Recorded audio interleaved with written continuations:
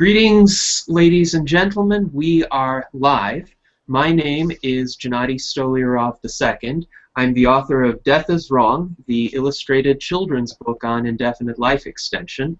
And I am Wendy Stolyarov, the illustrator of Death is Wrong, the illustrated life extension book for children. Yes, so we are proud today to welcome you to the first segment of the Movement for Indefinite Life Extension, or MILE, Worldwide Online Demonstration. And to start off this demonstration, we have a very special guest. We are immensely pleased to have him here. Paul Sanford McLaughlin is a musician, creator of ethnic celebrations, and author and consultant on calorie restriction, or CR, and CR research, based in the New York metropolitan area. His work includes bridging the gap between CR research and CR application that non-scientists can use easily. This bridge enables people to improve their health, thus increasing the years that they live in good health. The bridge takes the form of the CR Way, co-authored with his wife, Meredith Averill, and launched on Barbara Walters' longevity special, Living to 150, Can You Do It? It presents an approach to CR that recognizes the special challenges and opportunities that human beings experience in applying CR as compared to the lab animals that thrive on it.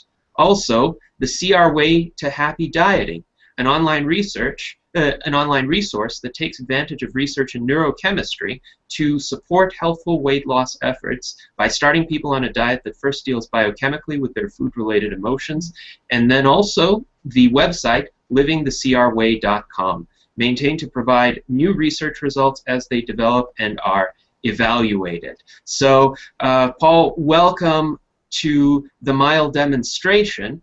To start out, we wanted to ask you, what are your key reasons for supporting indefinite life extension and seeking to achieve it, hopefully, within all of our lifetimes? Well, I would say the key reason is I do believe that we can achieve it within our lifetimes. And calorie restriction and the whole movement of limiting calories that I've been involved with is a step. It is a bridge.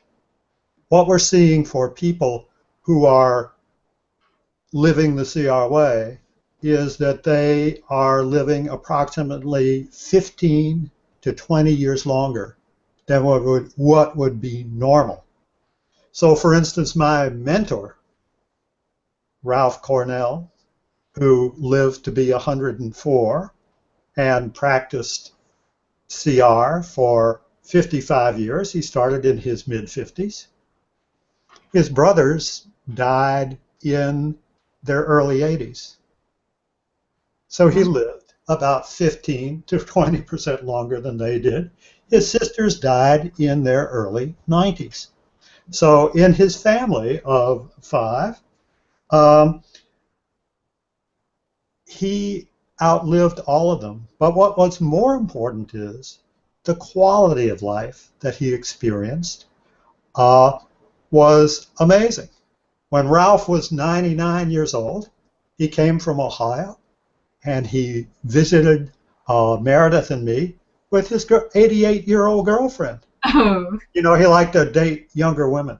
Robbing the cradle. In any case, he came here all dressed up in a nice little suit and hat, and they stayed at a lodge nearby, and they went by themselves all around New York City. Remember, this is a 99-year-old, and functional, happy, no problems, moving around. And you ask him, what is it like? How does he compare to his peers? I asked him this question once when I was interviewing him. He has no peers. All of his brothers and sisters had died, and most of the people that he knew in his life, his friends, had died. But he lived on, and he was living well, and he's quite functional. So Ralph is an example of a start to what we think will be greatly expanded lifespan. And since I began calorie restriction and started the Living the CR Way, along with Meredith, we have really changed. It's not about calorie restriction anymore. It is about really a cell signaling diet, activating the cell signals that are involved in extending lifespan. And we know what those are from doing CR research. And now what I would say to you is that people have always said that that calorie restrictors are very few. I'd say we're not. I would say that anyone who maintains a BMI of 18.5 to 23 is calorie restricted. Mm-hmm. That makes about 100 million Americans, and that makes a couple of billion people in the world who are limiting calories all they need to extend their life significantly. Mm-hmm. But most of them are making subtle mistakes that keep them from enjoying the benefits of their limitation of calories. So that's an important step. But what I say is I'm here today supporting this movement because I believe that it is possible for people who are alive now to get to the point where we can have indefinite lifespan. Well, so the CR Way is expanding towards that goal. Mm-hmm. How are we doing it? Through microbiome optimization, through stem cell activation and preservation, and eventually replacement. That's one of our focuses of research right now, stem cell replacement. Mm-hmm. Eventually organ replacement. I don't think I'm going to replace my head anytime soon, but I might, if my heart needs to go at some point, it's going to have to go. I'll get a new one. Mm-hmm. The same for my kidneys or whatever. Mm-hmm. You know, just like a car, a great car. Well, I saw a video of a guy who has a car that's been running for 2 million miles. Wow. And when something gets old, he replaces it. The car still runs.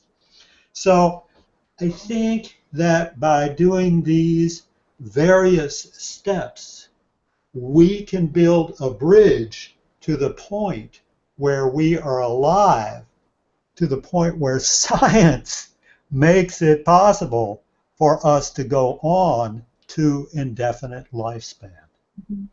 And that's why Meredith and I work 7 days a week, because there's not enough time during the day to make these steps in the bridge to indefinite lifespan truly scientifically possible. Yes, those are excellent, excellent efforts to be working on, and excellent observations that you've made. Indeed, it seems to me just managing to survive for the next 20 years will enable one to have access to biomedical breakthroughs that are currently unavailable, but because of the accelerating pace of progress, they will be available to a lot of people as long as one manages to stay alive and in good health in the meantime. So it's 15 to 20 years to longevity escape velocity, or at least gives you a greater chance of reaching longevity escape velocity. So, Paul, I'm curious, for, say, an individual who has managed to get into this 18.5 to 23 BMI range, what would be some other initial steps that that individual could take in order to improve his or her chances? And a more basic question, just to define calorie restriction, about how many calories would you say you consume a day? And your wife? Very on the size of the individual. In terms of calories, I actually take in about 2,000 calories a day. Mm-hmm. I exercise and burn about 200 calories a day. And we actually have software that we give to Living the CR Way members so they can manage this in pretty definite detail. Excellent. But in any case, it is what those calories are doing. That's what's important. A lot of people think that you need to be very slim to follow caloric restriction. That's not so. Some of our most successful members have a BMI of 22 or 23, or maybe even stretching it to 24. That's not what's important. The lower you go is not necessarily better. But what is important is the cell signals that activate the longevity genes that cause this life extension. So you say, how can we improve that? What makes those differences? For one thing is total calories should probably be, as I say, minus 2,000. I end up with 1,850. Normal for a guy, according to the U.S. government, is 2,500. So you do need to limit calories to a degree. Don't go overboard with it. But then another thing is to keep glucose levels low, well managed. So let me see, how scientific can I get? As scientific as you want. Like. Okay, I know it's a very knowledgeable audience. So a major point of caloric restriction and why it works is because it lowers the availability of that favorite energy molecule that that cells really want to use to make their energy for their activities, and that's ATP, adenosine triphosphate. So that's a huge molecule that converts into energy very easily. Cells love that. A point of caloric restriction science is to lower ATP, make it less available. Well, what happens to a cell when you lower ATP? It switches its metabolism from energy burning, energy usage, to energy production. That's very exciting from a cellular point of view. That means that cell undergoes some very important changes to do that. One of them is that on the surface of the cells have little glucose transporters, and they bring glucose in from the plasma, from the bloodstream, into the cell. When cells have less energy, they put up more glucose transporters. They become much more energy efficient. Exciting. You know, those mitochondria that are the energy burners of the cells. When cells have less energy, less ATP, they produce more mitochondria. So the cell itself becomes more energy efficient. What happens? You become much more energetic. You can see, my chronological age is fairly old. I'm 66. But my energy level is great, and it lasts all day long. And that's because over time, my cells have changed. They become supercharged with more glucose transporters, more mitochondria, and they replicate at a much slower rate. And what happens when you do that? I'll tell you. You preserve your stem cells. You don't use them up as fast. And that's why this particular lifestyle that we follow, which is really a cell signaling diet, extends life, and rather significantly. Now, what you're describing reminds me in certain ways of the recently popular keto diet, where people intentionally put themselves into ketosis by consuming very low net carbohydrates over the course of the day. And another reason for doing that is to control blood glucose levels. Would you say your dietary composition is similar to someone who is using the keto diet, which is primarily protein and fat and limiting carbohydrate intake? That's a great, very perceptive question. I like it. And actually, we have a scientific board of some 60 scientists, and some of them specialize in ketones. And I've got a surprise for you. It's a two-part answer to what you said. Number one, yes, I follow a ketogenic diet. Ah.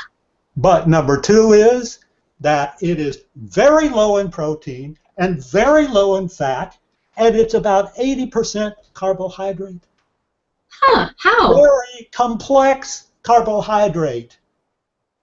Very complex. So my glucose levels, we follow carbohydrates that are things like barley, sweet potatoes that are very cooked, kind of raw, like lots of raw veggies and stuff like that. We manage our glucose levels, and we keep them.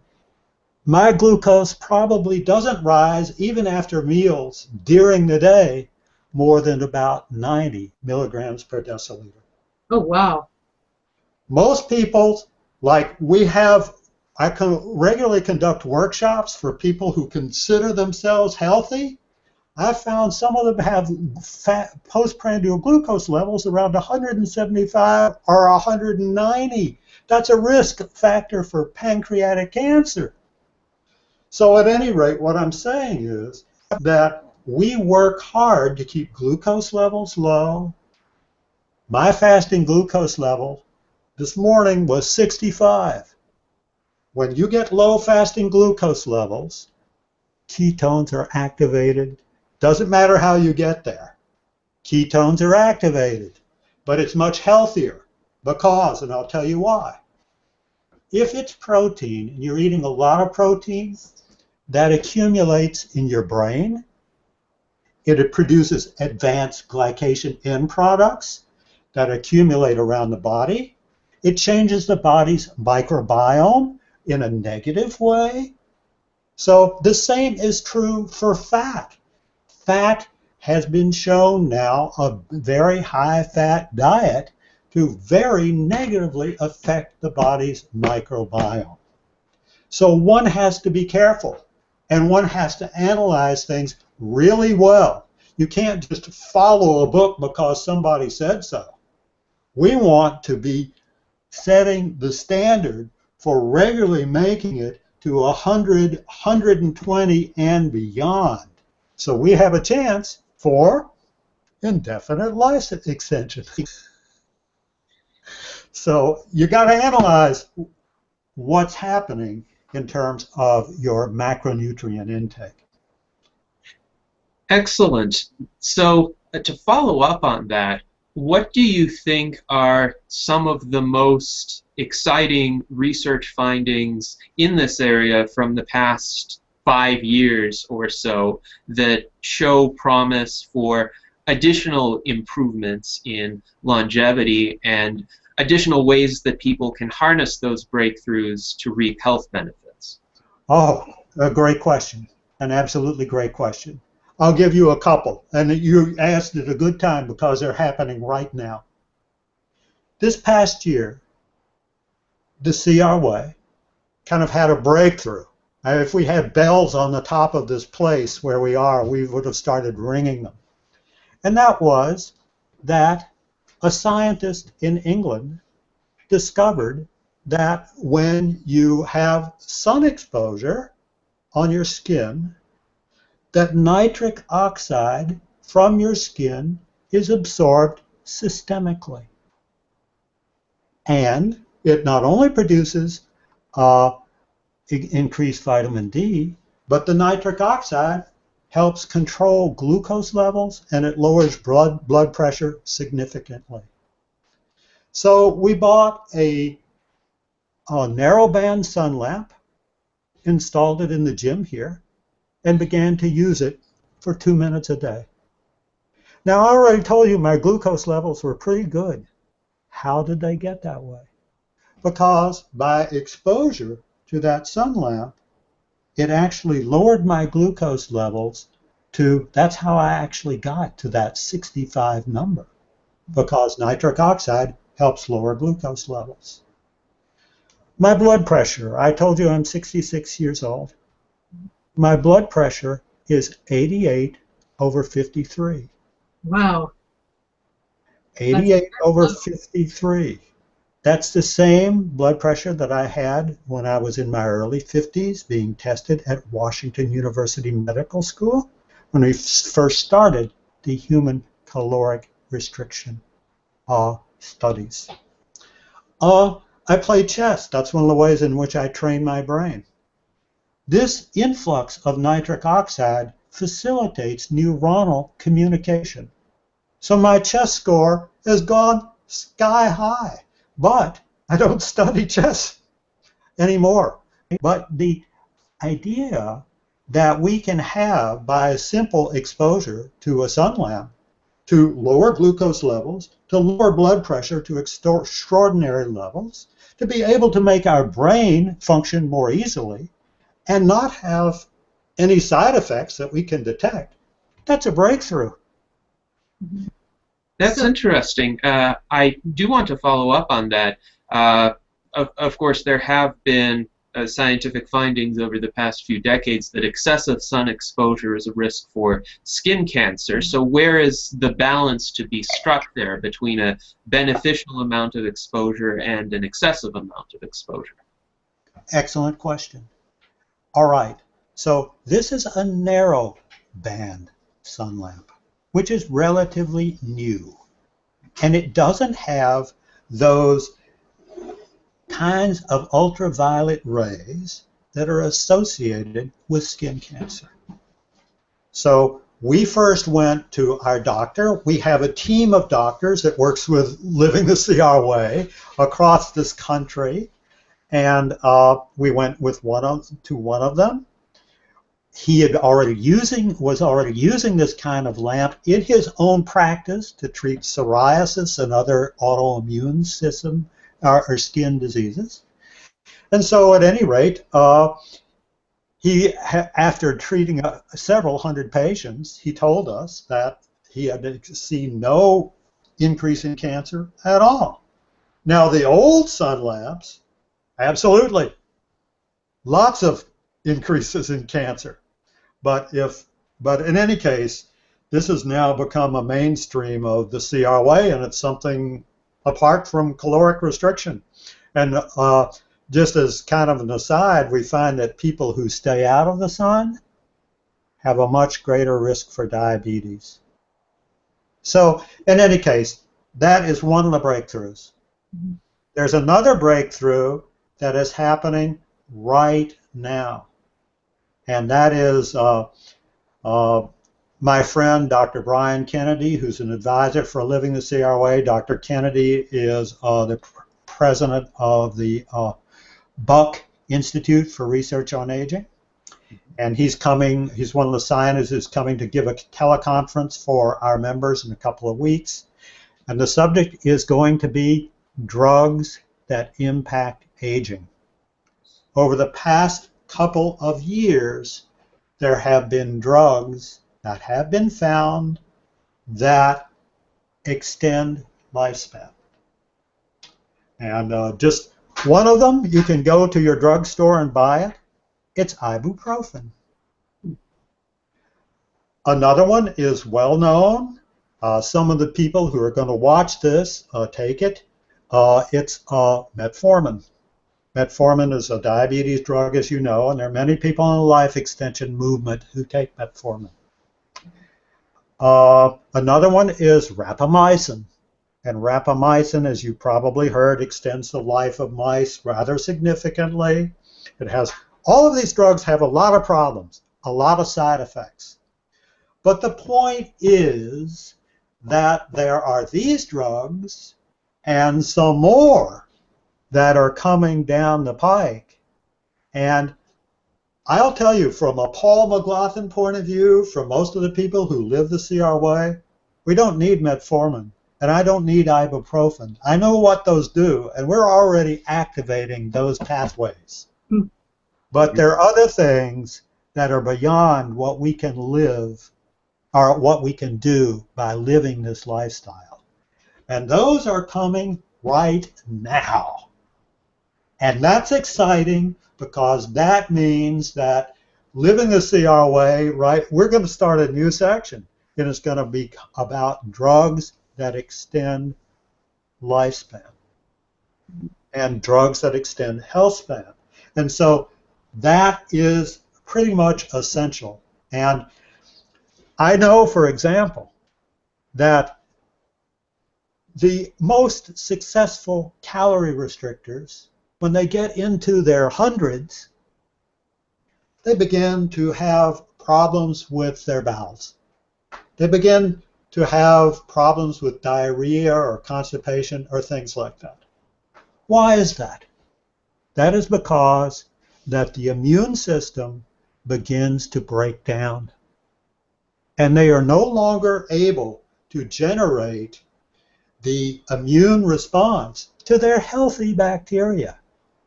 So their bacteria in their system begins to take over in rather unhealthy ways.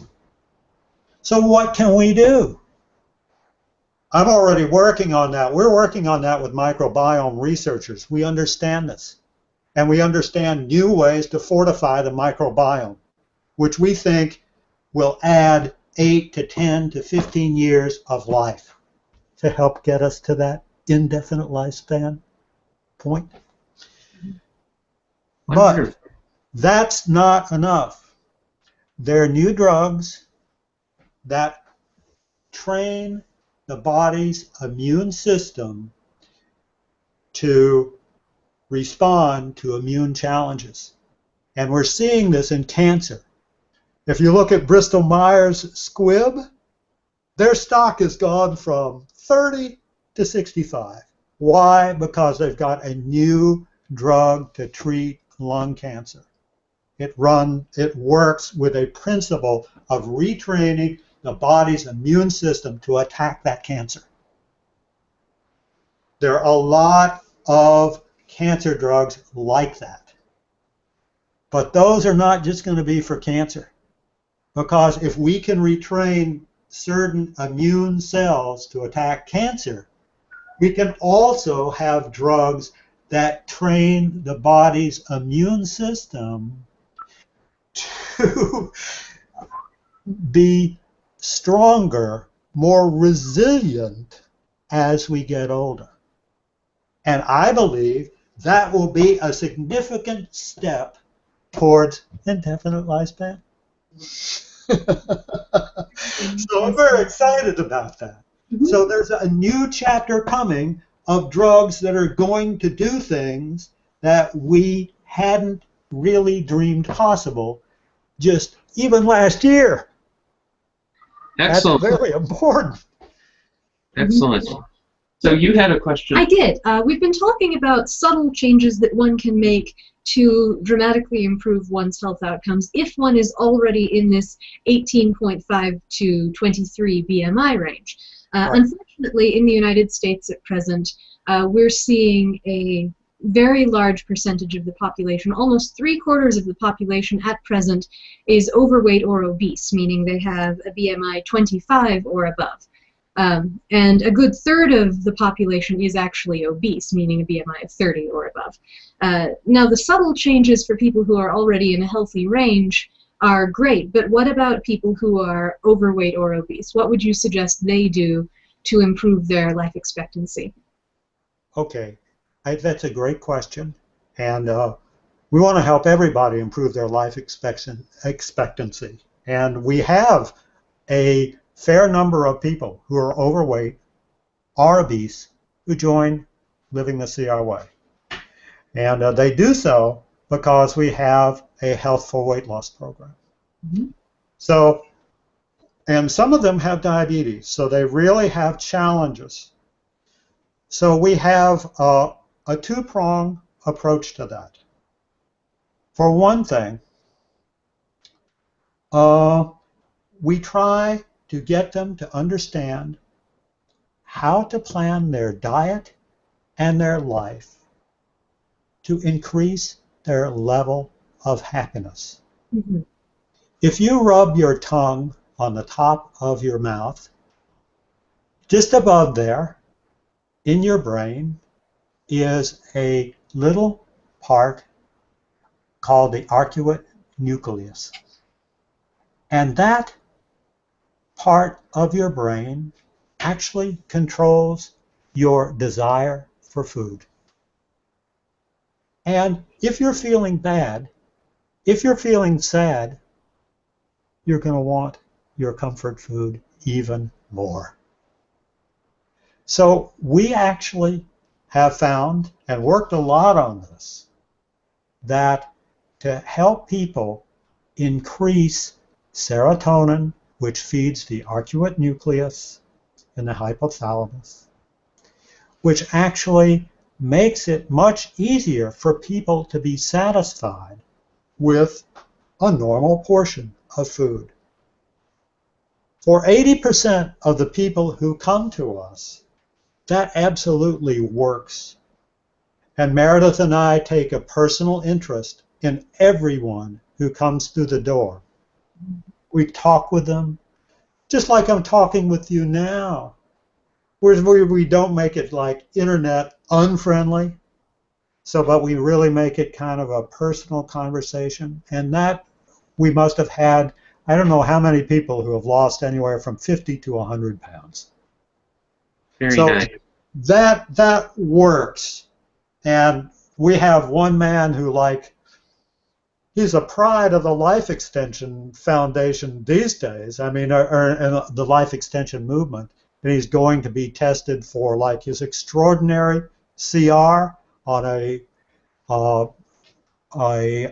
experiment that we're doing of human calorie restriction with Joseph DeHobby and Dr. Steven Spindler. We're part of that lab. In any case, he was 100 pounds overweight 5 years ago. He was one of those obese people. Now, so in any case, I think we have a good method of approaching people who are overweight to help them achieve a normal weight. But what about for those people who don't want to do that, who want to continue to eat, and who really are happy being overweight or being obese? We don't make judgments on that. We want to help everyone live longer. And so what we say is, I just mentioned some drugs like ibuprofen, rapamycin, and some other drugs like metformin that are extend life. And metformin, for example, we know some people right now, we have a few people on the CR way who are obese. And we do not harass them. We do not try to get them to lose weight or say, hey, you need to be like Paul and Meredith. Absolutely not. They've made a choice, but they want to live better in their form, whatever it is. And so we recommend that they take metformin. And they are seeing much better results than people who aren't, whether they're obese or not. Well, but surely a natural result of calorie restriction, if it's within the range, below someone's total daily energy expenditure or equivalent to it, well, at least for people who are obese, they probably should be consuming below their total daily energy expenditure. So the natural consequence of that would be weight loss if they follow the CR way. Yes, but the CR way is a cell signaling program. It's a lifestyle program. And some people may follow, just take a piece of it. I see. Pieces that they are happy with, the pieces that they feel comfortable with. And that's okay. With 3,000, 4,000, 5,000 people and 100,000 people worldwide, some of those people may just open the book and they may find one thing. Okay, fine. Some people are more serious than we are in terms of just every little thing that they manage and everything in between.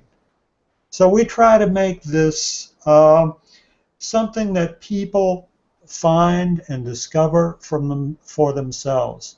We give them the science and make it easy for them to do, and then they naturally follow what works for them. And so, yeah, go ahead. So I just wanted to ask you if you think there is, let's say, a central message that you want to share with all of the people watching this demonstration today, a few key ideas that they ought to take away from our conversation. What do you think those would be? Oh, another great question. And what I would say is this. Number one, those who want to follow a calorie-restricted diet need to think more of it as a cell signaling diet. That's really what it is. And most people think that they couldn't possibly do caloric restriction. Most likely, they're already doing it. And they need to understand what it is so they can take advantage of the longevity potential that's right there for them in what they're doing. So that's one thing. Number two, they need to pay close attention to what's happening in terms of the new drugs that are coming down the pike to radically change health. Because there are some, and there are going to be some in the news in the next couple of months, in the next couple of weeks on the CRWay, actually, in terms of what a person can do to extend their life to get closer to indefinite lifespan. Number three, we need to pay a lot of attention to microbiome optimization. You cannot do all of this stuff in terms of just diet without thinking about your microbiome and changing it. And you can't just take something like a probiotic. You need to take a whole body approach. We're working on that. So that's something that needs to be paid very close attention to. And all I can say is you could be watching for what is happening in terms of the news and what we're doing. We're starting a research study with a major university soon, so I can tell you more about that in the future. I know you do a lot of important interviews. Another thing, one last thing is that I think a lot of people are very hopeful about stem cells, and we're working very hard on safe, underline safe, stem cell replacement. And I think that's something that people need to be prepared for. They need to be understanding that. And it's not just going to be about just taking some of your stem cells and putting them back in your body. That's not going to work that way.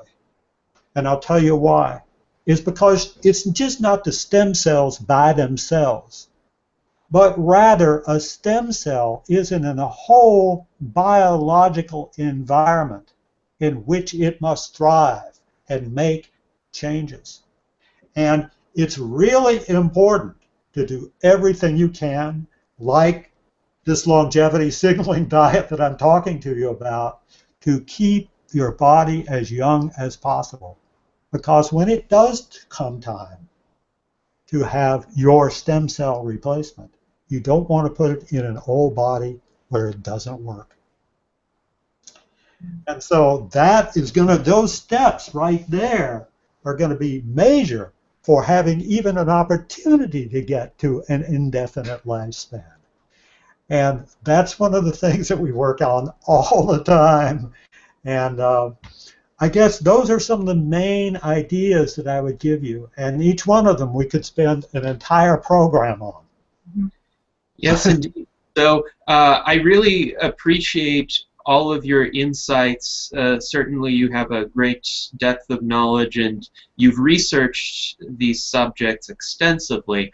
Now, if somebody were to want to find out more about your work, they could go to livingthecrway.com. Any other resources that you would recommend for just remaining apprised of developments and for people who want to improve their health, their longevity, their quality of life?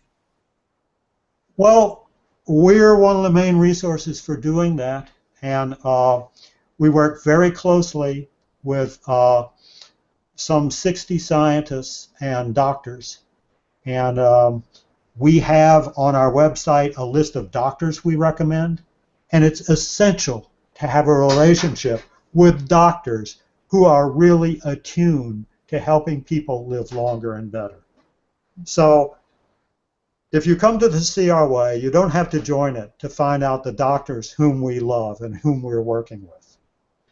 And I would say that there is another resource that's very much related, is that right now we're all using our eye tissue as to measure our rate of aging. That is completely new and something that we've initiated this year.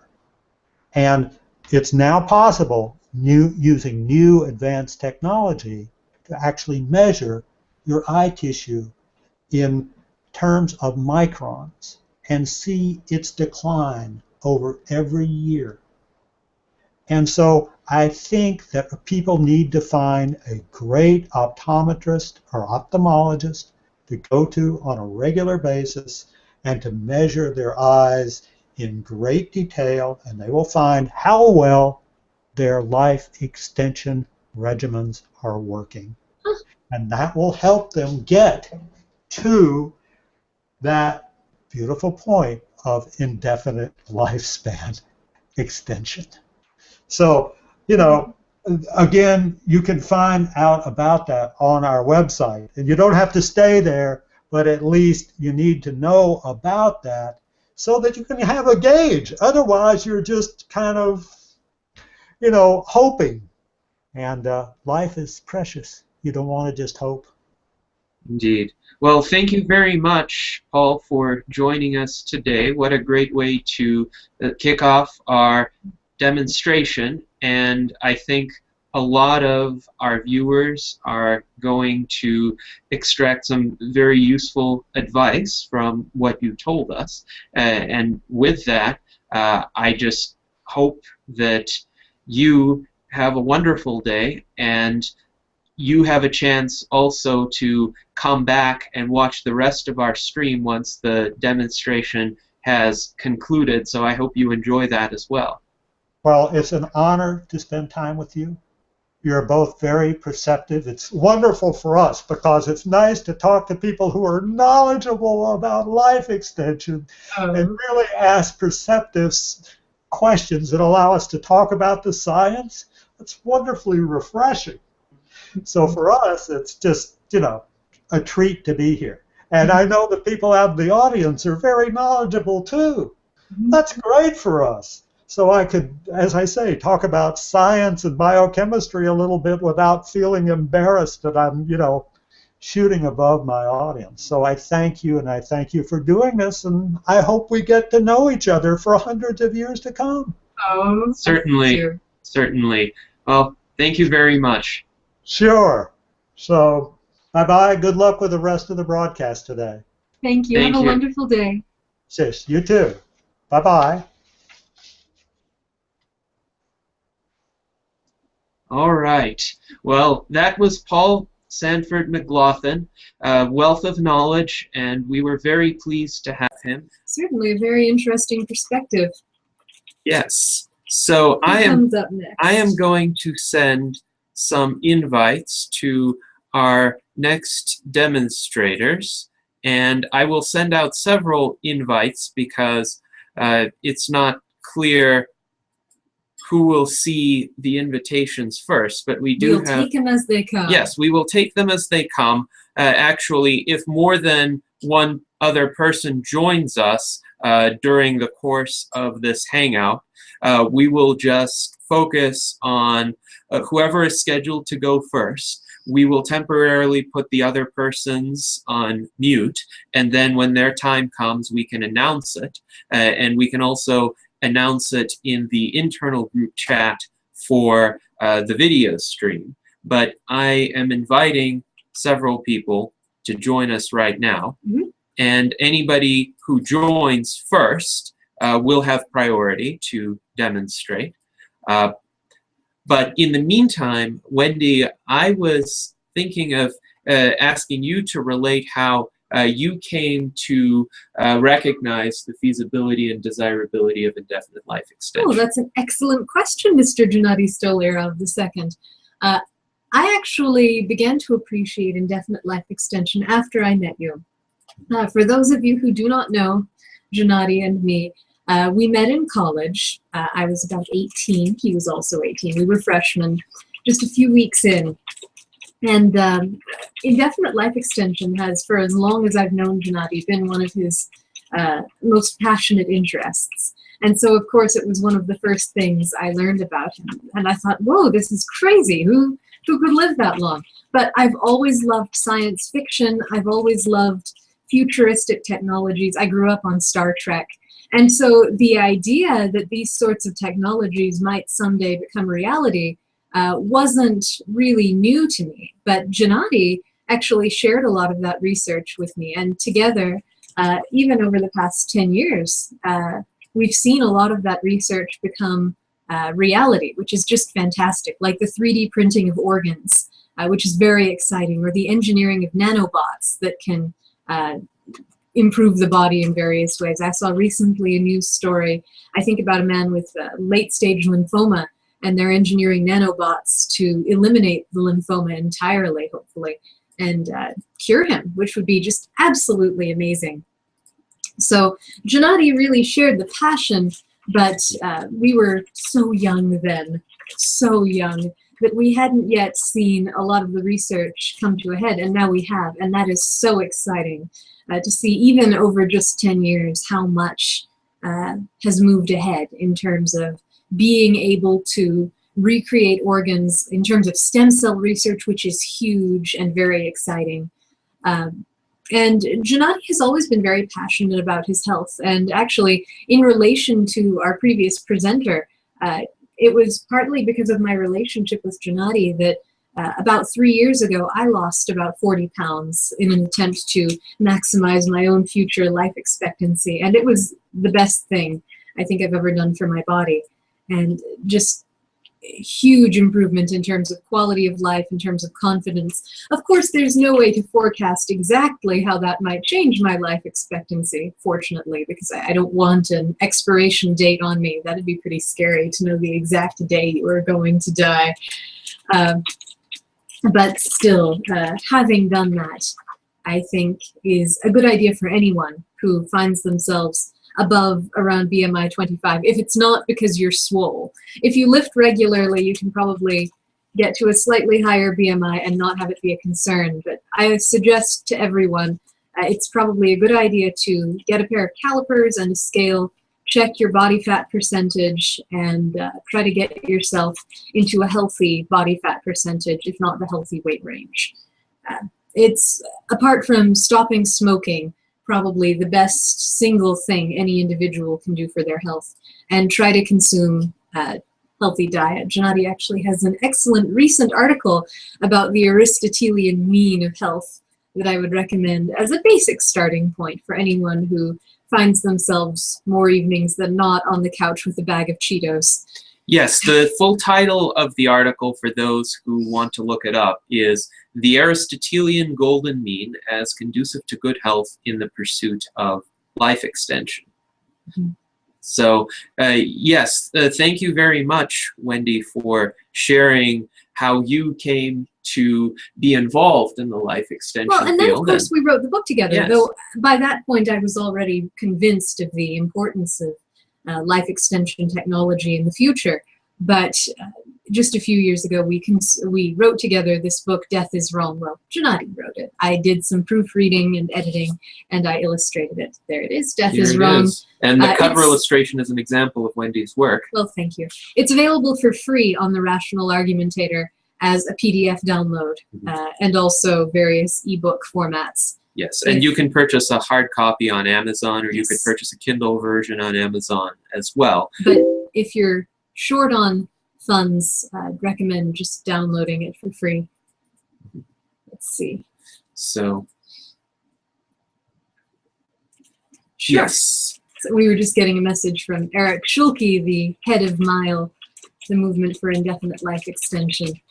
So Hopefully we will have some additional demonstrators join us shortly. If not, we can always just banter about life extension for the amusement of the audience. Absolutely. I've been sending out invitations to individuals who expressed an interest in joining. Really, this video stream will continue to be open until 10 a.m. Pacific time today. So we have about 2 hours and 12 minutes remaining. And if anyone who isn't on the list would like to join us, feel free to email Gennady at gennadystolyarov@gmail.com to solicit an invitation to the Hangout if you would like to join us. Yes, indeed.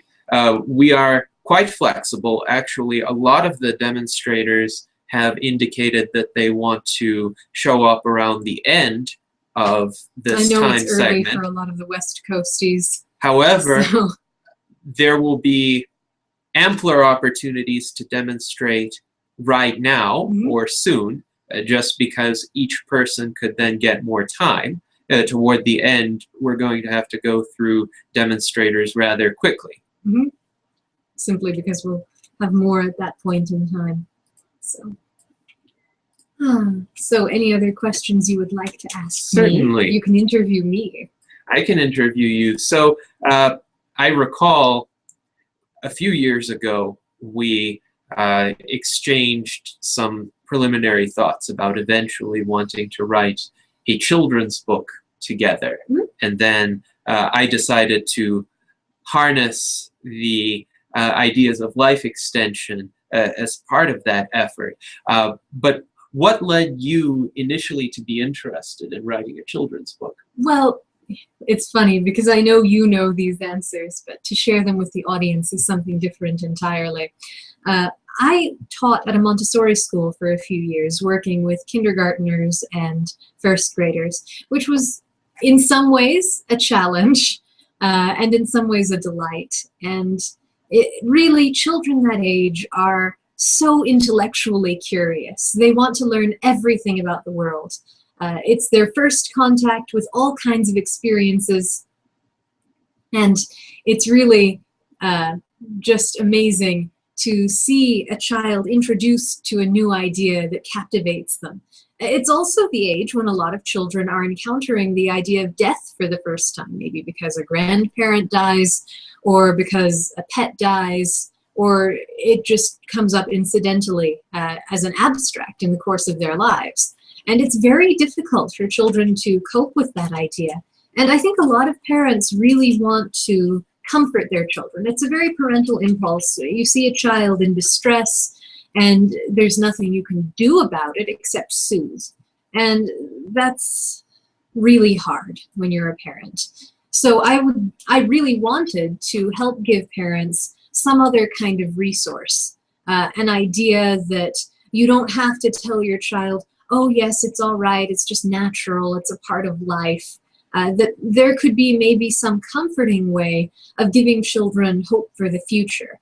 And that's why, even though the title of the book is pretty aggressively negative, you know, death is wrong, that there's a lot of positivity in the book too if you read it. There are lots of examples of animals and illustrations of animals, pictures of various kinds of creatures that don't senesce, that live a really long time and only die from accident or disease, which is just wonderful.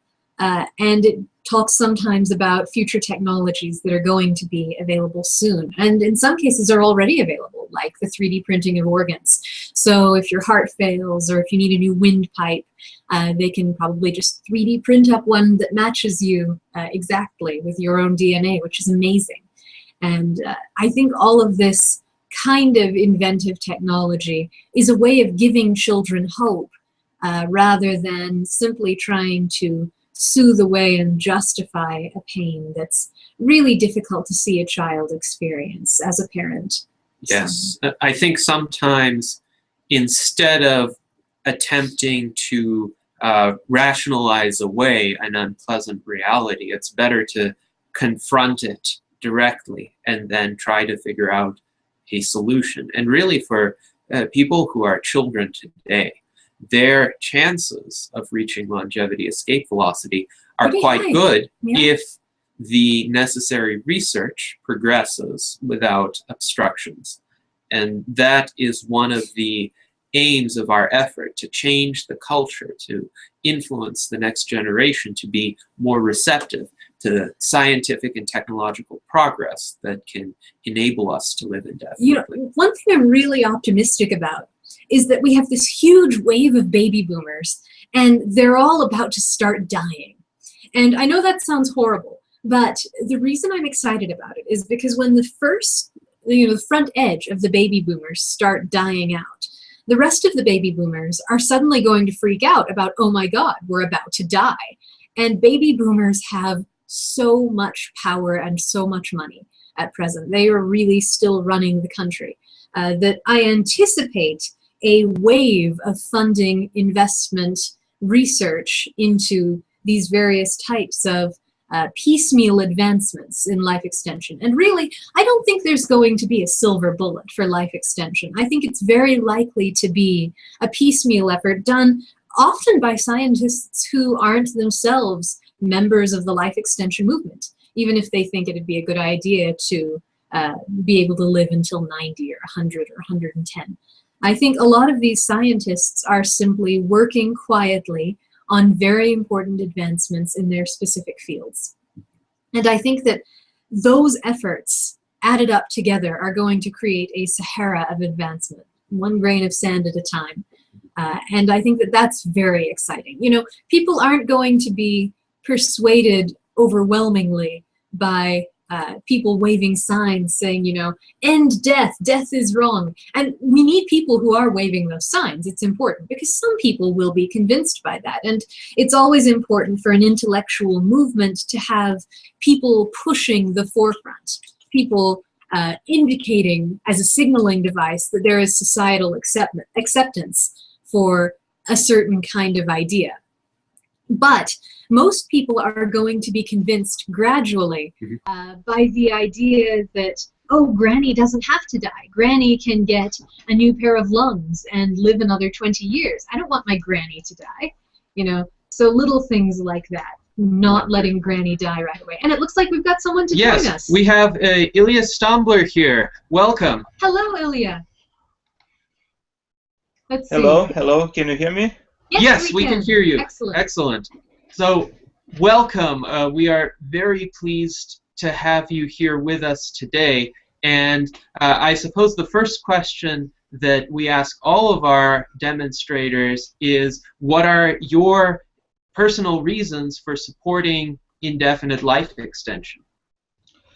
Well, I just support living longer. And I support indefinite life extension in the sense that there is no limit to human lifespan. There is no theoretical, biological limit. A lot of it is in our hand.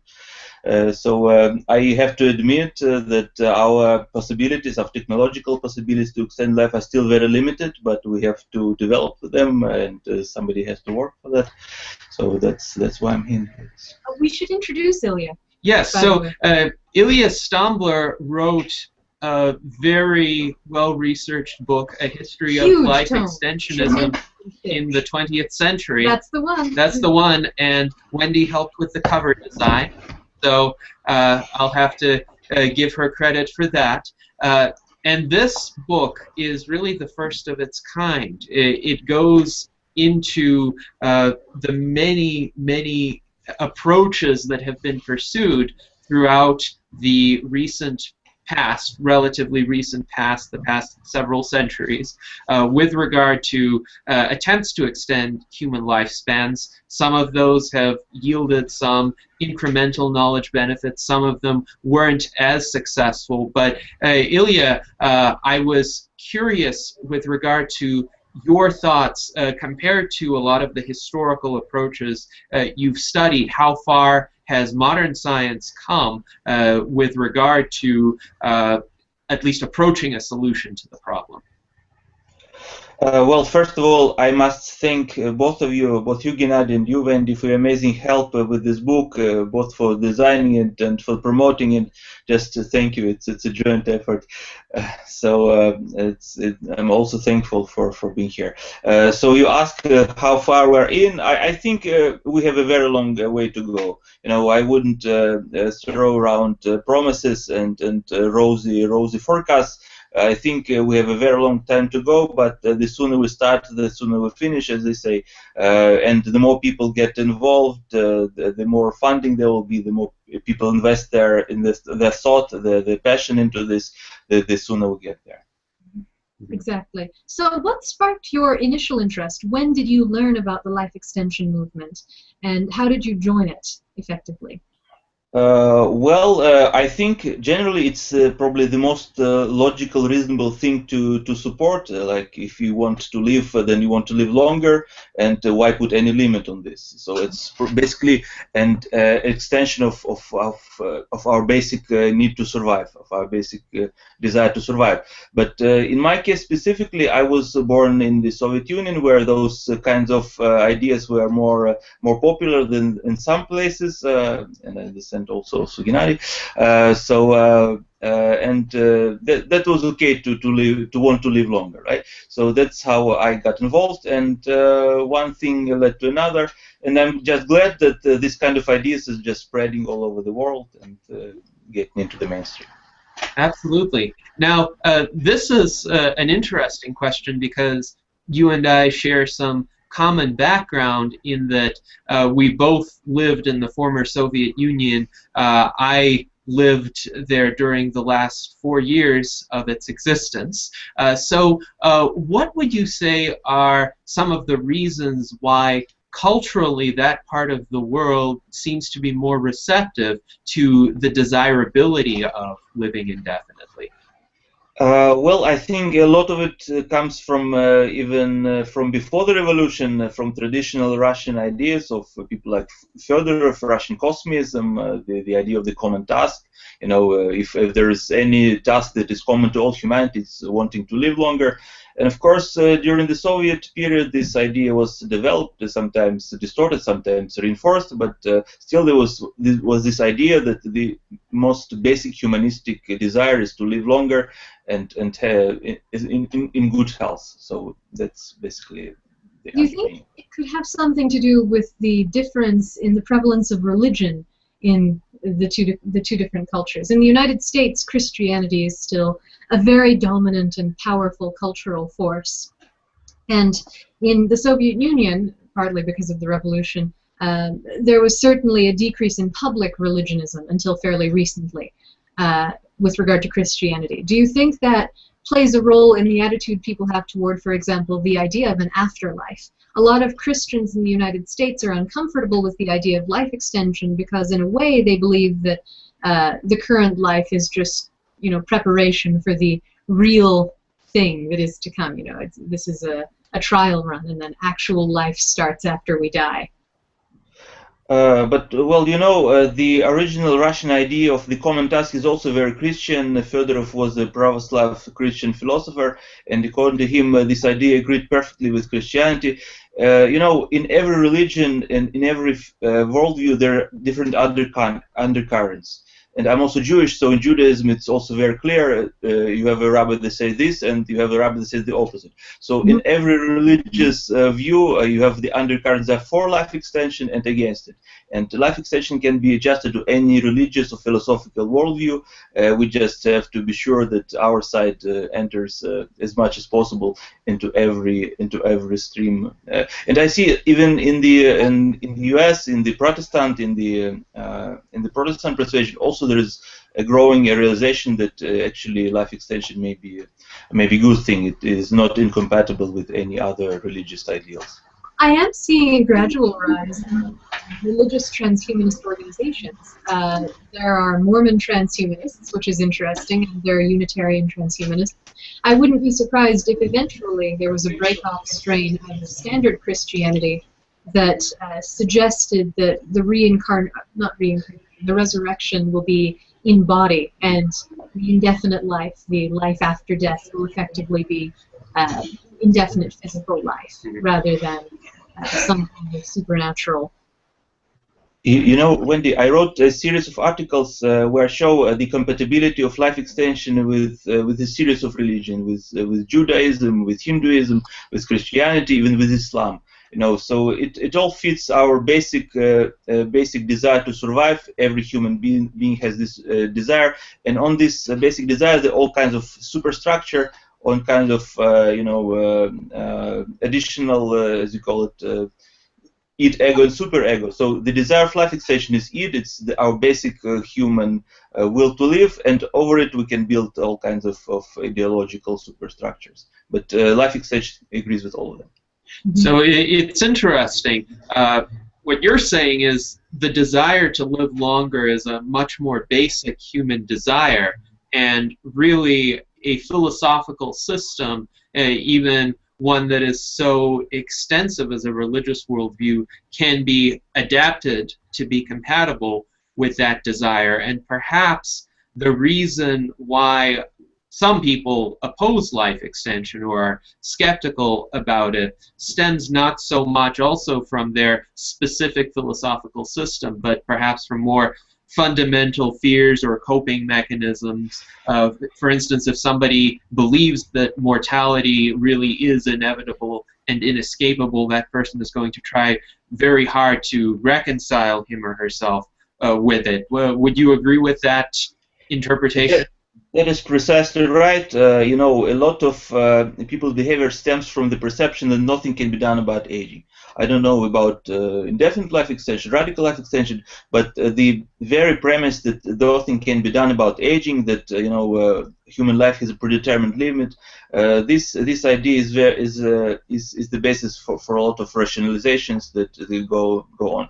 And these rationalizations can take religious perspective. They can even take public policy perspectives in terms of funding. Right? If nothing can be done about aging, why invest public money into this pit, bottomless pit? Right? But when we study science a little bit more, when we see there is no biological underpinnings for this idea that actually a human life is a very flexible, a very plastic phenomenon, that human aging is a very plastic phenomenon, then of course the perception changes, both in terms of public policy and in terms of religion. Even the same religious views become adopted to support the view. Mm-hmm. Yes. So, Ilya, you've been involved with the International Longevity Alliance, and I was curious to hear your take on the goals of this group and essentially some of the highlights of its work to date. Well, the International Longevity Alliance is exactly as its name says. It's an international alliance of people who want to promote longevity, and it's been active in many countries. At least there are groups emerging in many countries. I wouldn't go into much into formalities. You know, you have this registered organization or that registered organization. It's a lot like the movement for indefinite life extension, but it's more like it doesn't go so far in terms of goal setting. It just wants to promote longevity, right? So basically, it's a very informal conglomerate of people who want to promote healthy longevity, and just hope it develops. So basically, I wouldn't restrict myself to this or that particular organization. I'm also an outreach coordinator for the International Society on Aging and Disease. And we're also trying to promote policies and science to extend health and longevity. Recently, we had a conference in China, and I'm glad that more people on that part of the globe are also getting involved. So this is growing. So, in terms of your observations with regard to the public's interest in the prospect of indefinite life extension, how have you seen that evolve over the past 5 years or so? Do you observe major increases in interest, and also what other cultural shifts regarding this area do you observe? I think there's definitely an increase in public interest. We're definitely entering the mainstream. The goal of longevity My hope, my ultimate dream is that as people now want health, like they wish each other health, I want us to want longevity, right? If every one of us wants longevity as much as we want health, that will be the major paradigm shift. That's exactly what paradigm shift is, right? Some time ago, people thought that the Earth was at the center, and suddenly they started thinking that the Sun is in the center, and following it, people fly to the moon and develop physics and technology, and that's the kind of paradigm shift that is taking place right now, when people become aware that actually there's something to be done about aging that's not written in stone, then the whole world perspective changes. And this is the paradigm shift that we're seeing. We are a very small part in this. I think there are a few objective causes for this paradigm shift. First of all, the world population is changing, so people are forced to think about aging, and our technologies develop. So it's kind of countermeasure, the push and the pull. The whip and the carrot, right?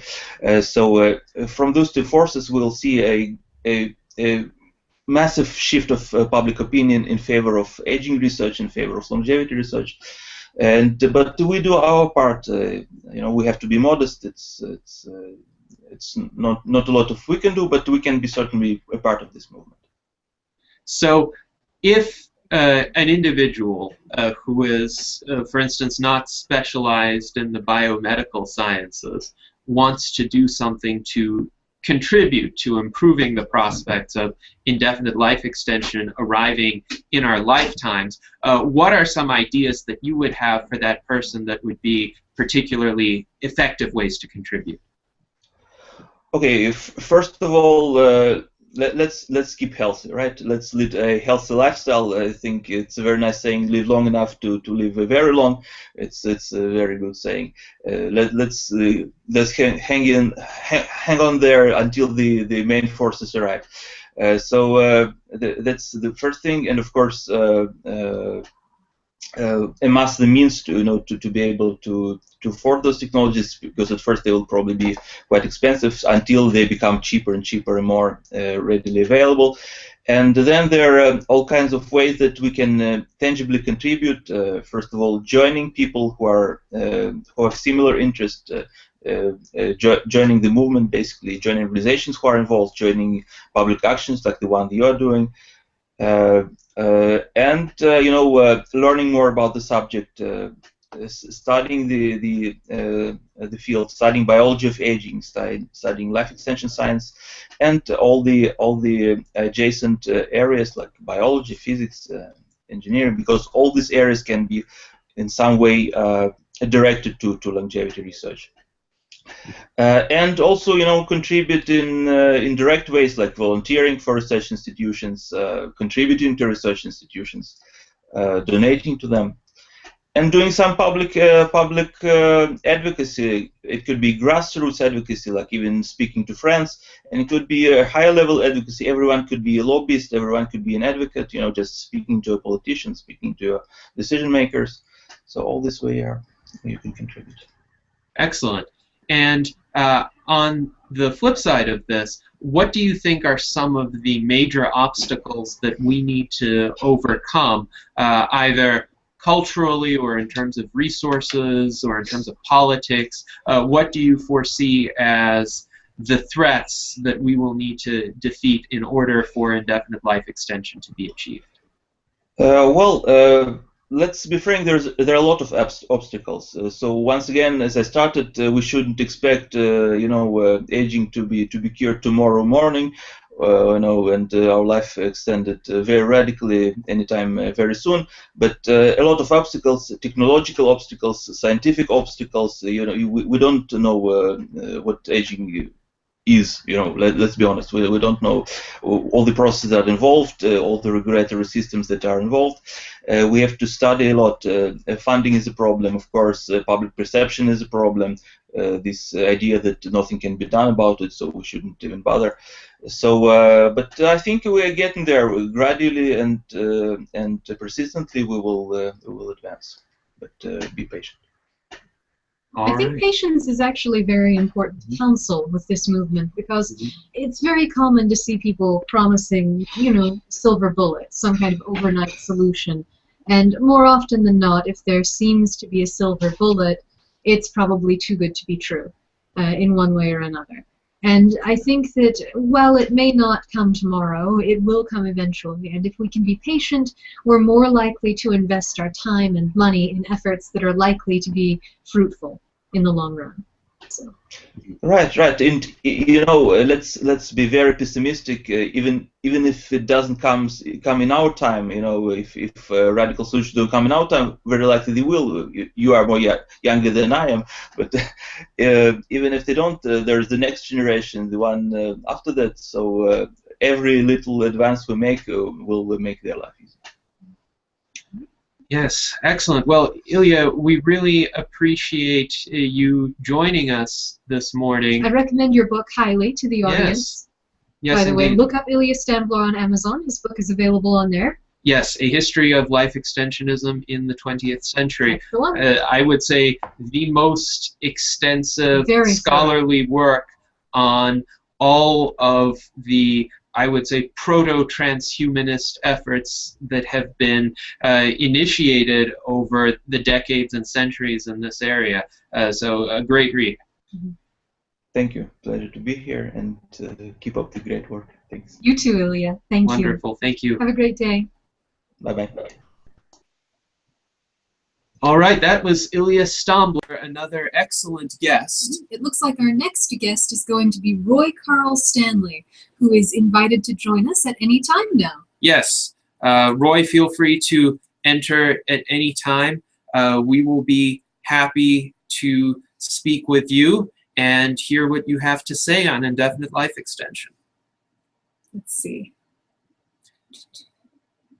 And in the meantime, Wendy, we've heard some very interesting thoughts about essentially people's fundamental worldviews and motives for taking either position on the question of indefinite life extension. And it seems more hopeful, actually, that it's not tied to a particular religious or philosophical view. Hello, Roy. Ah, here we are. And speaking of philosophical views, Roy is a Green Party candidate, I believe. Is this accurate? Yes. Yes. Welcome, Roy. Thank you for joining us this morning. It's great to be here. Sorry, I'm working with two computers at the moment because at the last minute my camera stopped working. So. I know that feeling. No problem. We have 3 computers and a phone running Just in this in very case. room. Because 2 phones, in fact. yes, redundancy is good. Over-engineering prevents failure in this case. If only the body was so over-engineered. Yes, if we had redundant systems, a redundant heart, redundant stomach. You know, Klingons have 2 of everything, just in case. Well, cows have redundant stomachs, that's for sure. Mhm. 4 of them. Yeah. So. Welcome. So what would you like to talk about this morning? You're a Green Party candidate in Texas. Texas. Oh, actually, where in Texas are you from? I'm from Texas originally. Fort Worth. Oh, really? Neat. I have family in Dallas.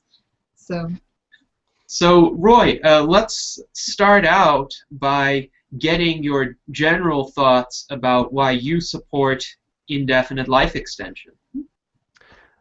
Well, I guess it's really more of a philosophical thing. It's been something I've thought about my whole life.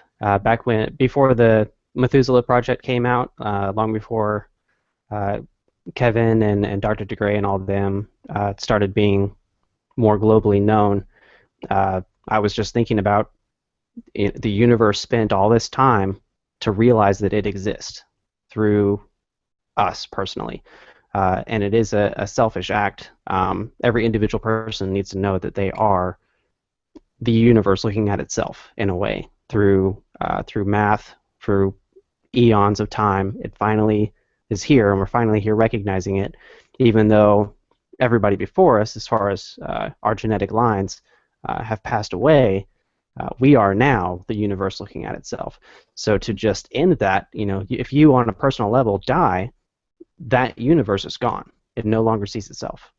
So it's really a big deal to be a human and alive.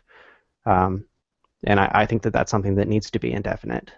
We are the luckiest, yes. My goal eventually would simply be to see death made optional rather than mandatory.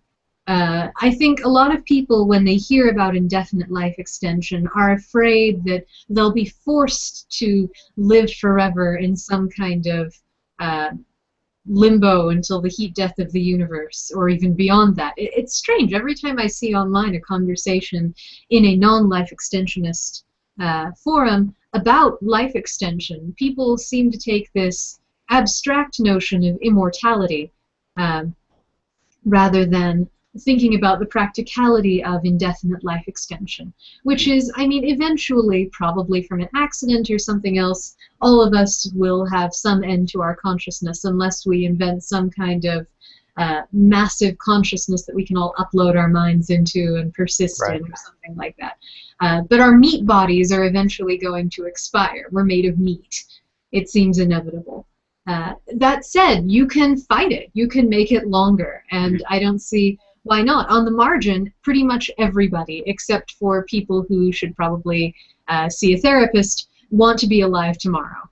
And tomorrow they'll want to be alive the day after that, and the day after that they'll want to be alive the day after that. On the margin, people want to live when they're confronted with survival.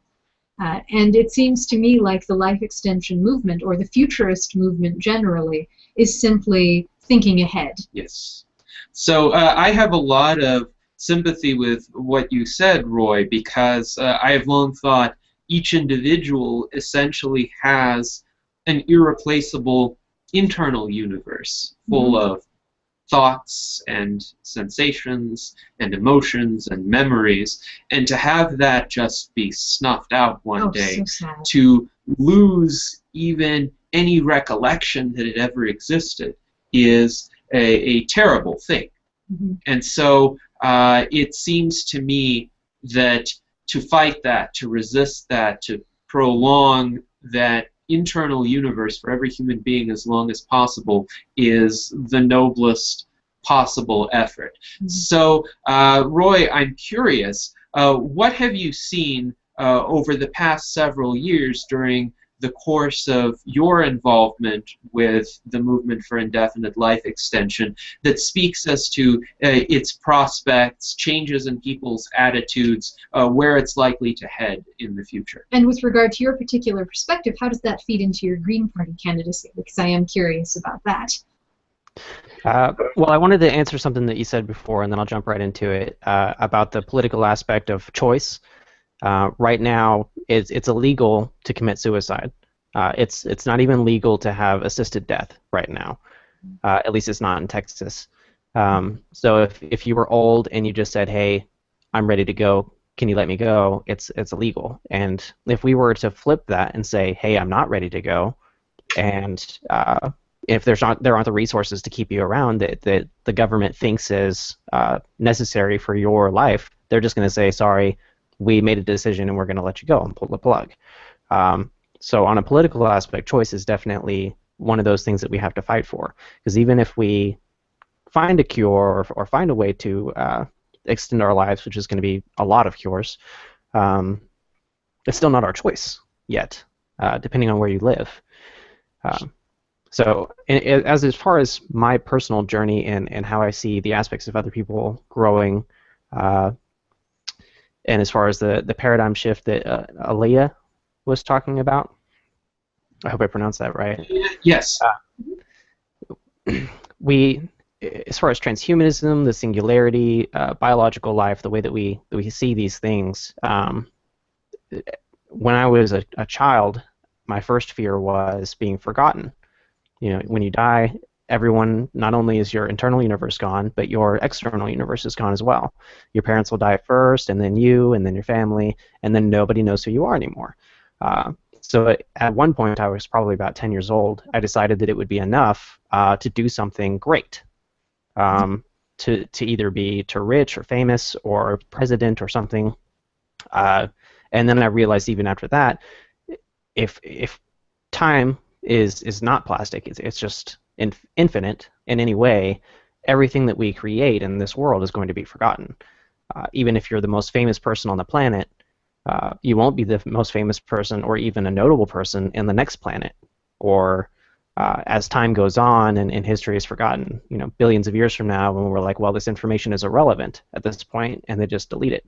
So there's really nothing that you can do if you're going to die, if that's your plan, to make your mark in the world permanently. It's just not something it's about as feasible as what we would consider immortality is right now.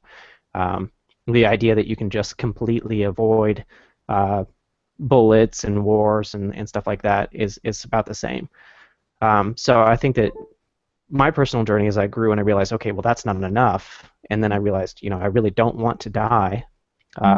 And then it had nothing to do with my ego at that point anymore. It moved on from the ego's perspective into just my self-preservation, as far as me being, like I said, the universe seeing itself, and how I think that all this time to create me to be able to see the universe, it'd be a total waste to just be gone. So there are different stages as far as kind of as I grew into my passion for the life extension. There are also different stages that other people that I see them growing into, like the singularity, where they downloading your mind and the conscious, the global consciousness, kind of like you were talking about, or the Borg collective, as some people would know it as. There's a different aspect to that because you yourself, your biological existence, your coding, or just the current, the electrical current that is your consciousness right now, would still be gone. It would be a copy of it. Or there's the other one, the cell replacement, where it's just one cell at a time being replaced until the whole system is still there and intact and you didn't notice any different, which I think is inevitable anyway. Our body is constantly replacing the cells, so that's a viable option, but the way that everybody looks at it is usually different. Kind of like when I used to think it's okay if I'm famous, because thousands of years from now, the idea of me will still be around. Some people think, well, it's okay if a copy of me is still alive, and then they accept death. When inevitably, if you accept death, even if there's a copy of you, that internal universe is still gone. Right. There's a mirror image of it, which is great for the universe, but it's not great for your internal universe, for everything that, every individual should look at it as the universe will end. Everyone will die if you die, because that's your internal universe. As Gennady would call it, the I-ness. And it's a really interesting idea, because I see in our generation especially, and you seem to be about the same age we are, late 20s, it seems like a lot of people are choosing not to have children. And I think if more people choose not to have children, they'll seek other means of perpetuating their personal meme, as it were. Their identity, their cohesive, holistic oneness of person. Gosh, that sounds woo. But I think you know what I mean. A lot of people attempt to pass that on by having lots of children and hoping those children have lots of children. And it seems these days that fewer people are having children, and maybe the reduction in birth rates will result in people pursuing other means of perpetuating their own personal memes. Yes. Well, I think whether or not one has children, the child is a different person, just as Roy said. The copy of oneself would be I'm just saying essentially that's the commonest a different historical method of self-perpetuation. A different person. And what I care about is preserving my own continuity of existence, my own vantage point upon the world, the fact that I experience the world as myself and not some other entity. That's what I call I-ness. And it seems that if you have gradual replacement, like replacement of a cell at a time, even though you end up replacing trillions of cells. Well, it's the Theseus' ship. Right. As long as you have that continuity, as long as you have the same process of consciousness running, then you are still you. However, if that process is completely terminated and then instantiated in some other body, that would not preserve I-ness. I find that really disturbing too. Even in a lot of science fiction it happens, like in Star Trek with the transporters. The notion of being transported is uncomfortable to me because I don't think that my I-ness would persist through a Star Trek transporter. I think that it would be a clone of me that would end up on the other end. And when you watch Star Trek thinking of that, it's horrifying. You're watching these characters die every single episode. The doctor in the original one was actually afraid of it. He refused. He would take a shuttle. And that's something I've always thought about too. I hate the idea of being dismantled and put back together. Also, your consciousness, the way I look at my consciousness and my self-preservation is the continuing of the electrical current that is my thought. So you can turn off my brain and turn it back on, and that's a new me. It's a new current as far as I'm concerned. If it's the same brain, that's an interesting question, but we haven't really been able to test that. And the thing is, the one that came out the other end would think it was you, so right. It's incredibly difficult. That thought alone has always terrified me because, you know, they would look at you and they would say, see, look, you're still alive, and you'd have to think, you know, yes, I made it, but the me that was alive a couple seconds ago is not here anymore. So I'm grateful to be alive now, and I have, you know, I think that I'm me. I have to feel great sorrow for the me that did not make this transformation, that had to be deleted in order for me to exist. And that's really how children should feel as well. You know, it took millions of people to make me, millions of people that I'll never know, and probably more than millions, and then all the life forms before the millions of people that made me, that existed just for that DNA to keep getting carried on. You know, I feel sorrow for all of those life forms that had to live and die just so I can exist, and that's a lot of individual lives that were destroyed so that my life could be here today. So human preservation it should be honored just for that reason. The billions of years that our planet has worked to get us to where we are, just so we could say something like, oh, well, you know, we die, everybody dies, taxes and death, we're done.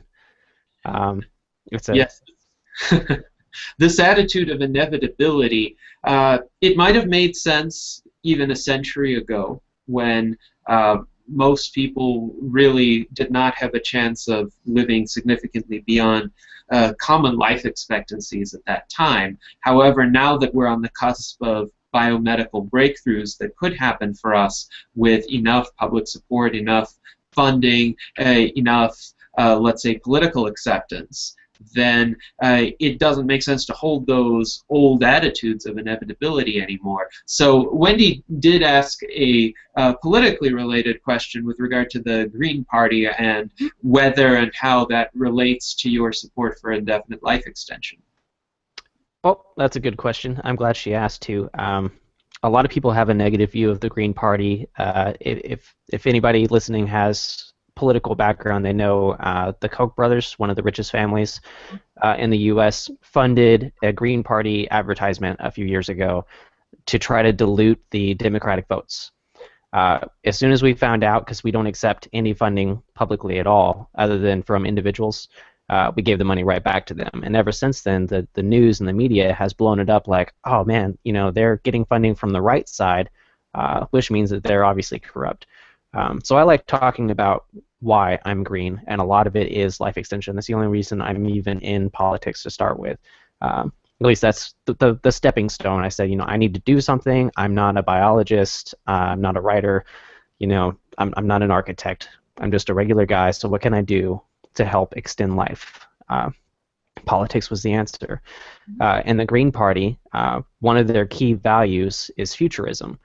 And that includes medical futurism, society futurism, population, resources, everything that we need to survive if we're going to live longer. And it even talks about freedom of choice, freedom of medical access.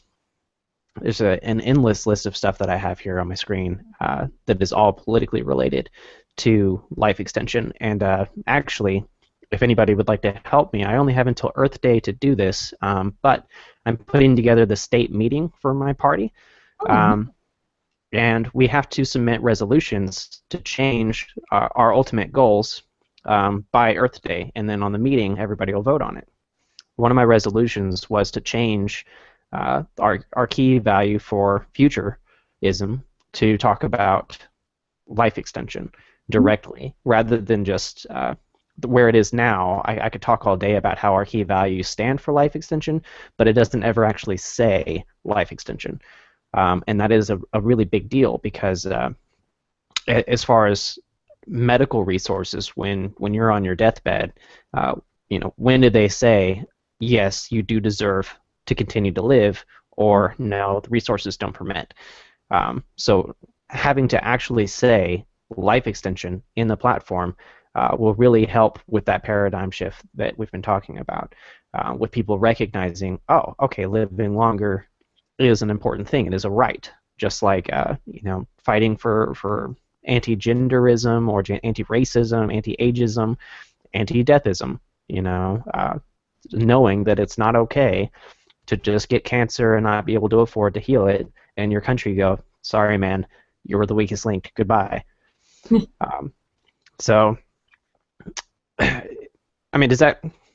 Like I said, I've got a lot of stuff to talk about as far as politically, but does that kind of answer the question? Absolutely. I think you gave a great answer, in that you're essentially trying to get the issue explicitly discussed politically, and to get the Green Party to advocate life extension, which would be major progress. Well, the Green Party is one of the big four in terms of political parties that people have heard of. You've got, of course, the Democrats and the Republicans, and then you've got the Libertarians and the Green Party.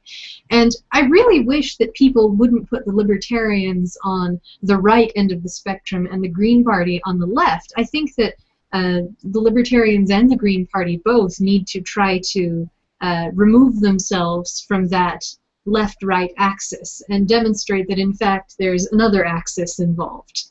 Yes. There are other values at play than simply left and right. And this... go ahead.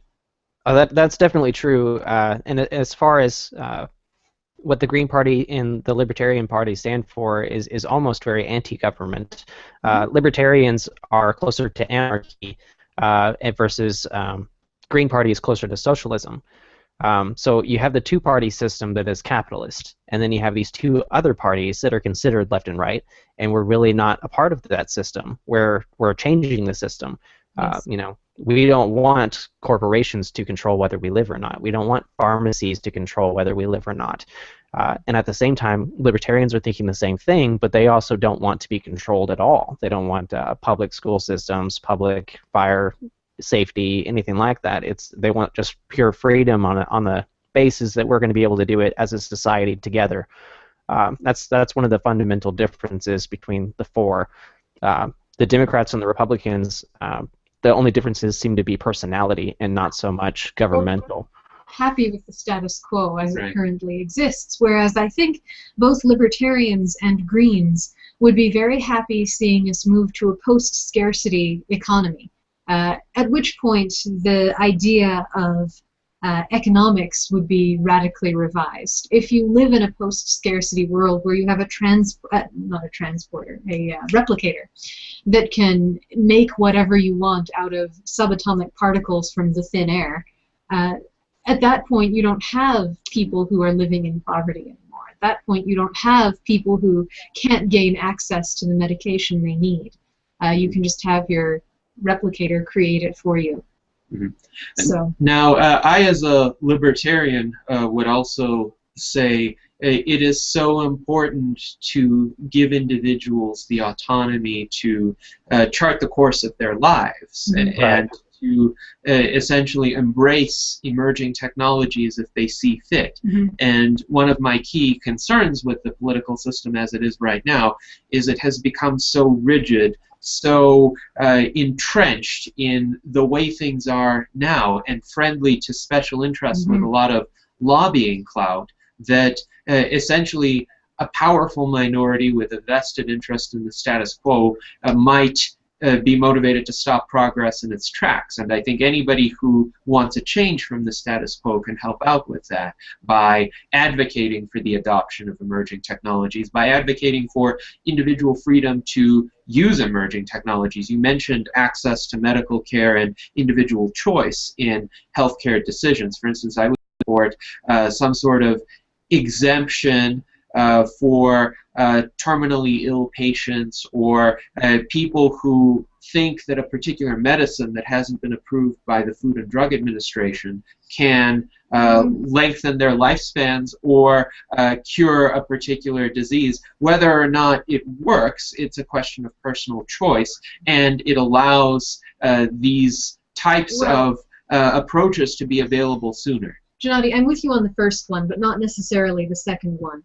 There are people giving themselves like bleach enemas with MMR because they think it'll cure the fungus that is cancer or something like this. People have all kinds of crazy alternative medicine ideas that are not approved by the FDA that are genuinely very dangerous to health. All you need to do is look at the anti-vaxxer movement to see how medically misinformed a lot of people are. On the other hand, I do think people who are going to die anyway should have the ability to try experimental treatments that are currently undergoing testing, but maybe aren't quite there yet. I think that's different in kind from what you're suggesting, though. Well, I'm thinking more of, say, treatments that are currently being tested in a laboratory setting, but might be, say, 10 years away from FDA approval, and somebody might benefit from that treatment now. There should be fewer barriers to getting access to that treatment to that individual.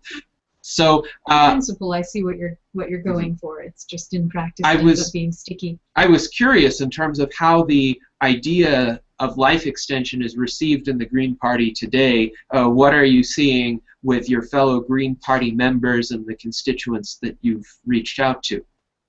I've actually seen a lot of positive responses. The first time I brought it up was with a local group, mainly retired people, 40 plus, that have at that point in their lives already accepted death, and they just feel uncomfortable talking about it. So at first I was let down. One or two of the people were like, oh, you know, that sounds like something that we stand for. You should compare it with the 10 key values that we have. And I would say, okay, I'll do that. And I'd keep it in the back of my head every time I met somebody else that is green. So I would say a good 90% of the Green Party, unlike the Republican and Democrat Party, is atheist. I don't know why that is, but it's true. It seems like everybody that I meet, they're like, oh, yeah, I'm atheist. So I would also mention, well, hey, how do you feel about transhumanism? How do you feel about life extension? And a lot of people, when I met them, they were like, wow, you just blew my mind. I think about that all the time. I'm so glad to meet somebody else in Texas that's willing to talk about it. Because that's really more of an Eastern thing. And really, I think of it as a West Coast thing. Silicon Valley. Oh, you know, I'm looking at the map upside down in my head. Yes, California is the main place where people are talking about that. There's this very small sector of people in the Northeast, and I don't even see them being as progressive as California is. Texas, however, is the exact opposite of progressive. There, I can testify. Well, we're the last people that would have Green Party supporters. Every time that I've run in anything, it's always been against just a massive Republican area. However, the few people that I meet that have transcended the ideas that we've been taught by media and school as far as politically, they've all said, you know, a lot of my friends, I guess a good portion of my friends are libertarian, but a lot of the Greens that I meet immediately say, wow, life extension, that sounds awesome. We should talk about this more. So, and these are people that are leaders in the Green Party environment. They're not just people that are like, oh, I think I'm green. And I'm like, well, how do you feel about life extension? Oh, that's awesome. It's people that are active, running for campaigns. I'll notice we have 600 friends in common on Facebook, kind of thing. And it seems to be something that everybody that has transcended the kind of things that we are taught to come to the point where we're like, oh, hey, maybe we should question death. You know, it goes hand in hand. Versus there are other aspects in Texas where they kind of teach you not to ask questions, just to accept information and go to work.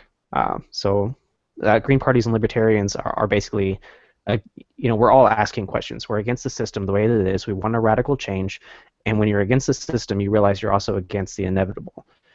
Things that are, you know, if death is standing over you and saying you will die, we're turning around and being like, I don't, you're not the boss of me, so. Yeah. Yeah, having grown up in Texas, though, I can testify it's Christianity and football. And if you don't believe in Christianity and football, you're not a Texan. Yeah. I was not popular at parties for that reason. It is so important to have a questioning disposition and never just take anything on faith, in my view, to always look rationally and critically at an idea and to challenge the status quo. So I'm very glad that you're doing this, and I'm very glad that you're helping influence a shift in the Green Party, and also that you have discovered a constituency that thinks in ways that are aligned with the prospect of life extension. Now, in terms of how you see the possibility of getting mainstream acceptance for the ideas of life extension, where do you see the most promise, and approximately how far away would you consider that mainstream acceptance and massive public support to be? Well, before I got into politics, I was doing nonprofits, trying to get people together to raise money to cure illnesses. And for some reason at the time, even though I've been thinking about life extension for well over a decade, when I started this group, I wasn't thinking, oh, we're curing illnesses to extend life. I was just thinking we're curing illnesses to end suffering, to help people. It's just something that we should all be on board doing as far as a social paradigm. Everyone should be helping others. And then I realized, every time that something is actually cured, that person's life is extended. When we look at the centenarians, people that are over 100, most of them, the reason they're over 100 is because they didn't die from something that was like heart disease or a neurological disease. There's diseases that would have killed them. Instead, they've just been breaking down slowly over time. So if we want people to be able to live over 100 just to start with, we need to cure them of illnesses that are killing them post or prior to 100.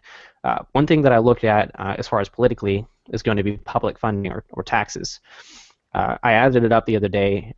Just in the U.S., we get $510 million donated for cures, and that's in the top things like heart disease, cancer, stuff like that, lung disease. Those are the donated amounts that we get that fund the research. And anybody that works at like SENS can tell you they're not getting the donations that they need. There's this huge list of things that they want to research, and they're just, hey, we'd love to cover all those things, but we don't have the funding, so we're just doing it one at a time. Well, if you can imagine just having the funding to research everything right now, how much further would it be? So I started thinking, where are we going to get that money from? The military having such a huge impact in the U.S., the operations budget alone in 1 year, excluding feeding everybody, housing them, educating them, like just the operations alone are $283 billion. That's the amount of money that goes to the military. Yes, and a lot of that money, some of it is spent on research, innovative research like DARPA, but a huge amount is spent essentially on ways to kill people, whereas we're seeking ways to prolong human life. It seems to be a lot more reasonable for more money to be contributed toward prolonging human life than shortening it. Culturally, it's very difficult because in a post-recessionary environment, the military is effectively, in some respects, a jobs program for people who want to serve their country in some way and have trouble or just don't want to find a job outside the military. And it's a very challenging job. I'm not trying to demean soldiers in any way. I think that a lot of people who serve in the military are doing excellent work in non-combat positions. And I think that the military itself is not inherently a bad thing, but the amount of bloat, not just in what we consider the military, the Army, the Navy, etc., but in the security state that's blown up over the past 10 years is astounding. More than 10 years now. It's been, what, since September 11th. The amount of money that's been poured into the surveillance state, into the black budget of the NSA, of the CIA, is really, really disappointing when you think about what that money could have gone to, not only in terms of research funding, but in terms of infrastructure improvements, in terms of even public schools, which are falling apart in many states. Or give it back to people so they can donate it to SENS, or donate it to other life extension initiatives, or donate it to Roy Stanley's campaign and his efforts to change the platform of the Green Party. He's not going to object to that. Nope. I did want to throw some numbers out there just so everybody can really soak in what we're talking about. Right.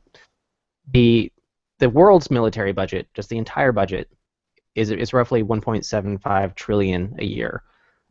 So when I take the operations budget and I put it into the 510 million option that we have, let's say that we find one cure for these thousands of illnesses. I think we're working on 2,700 illnesses right now globally.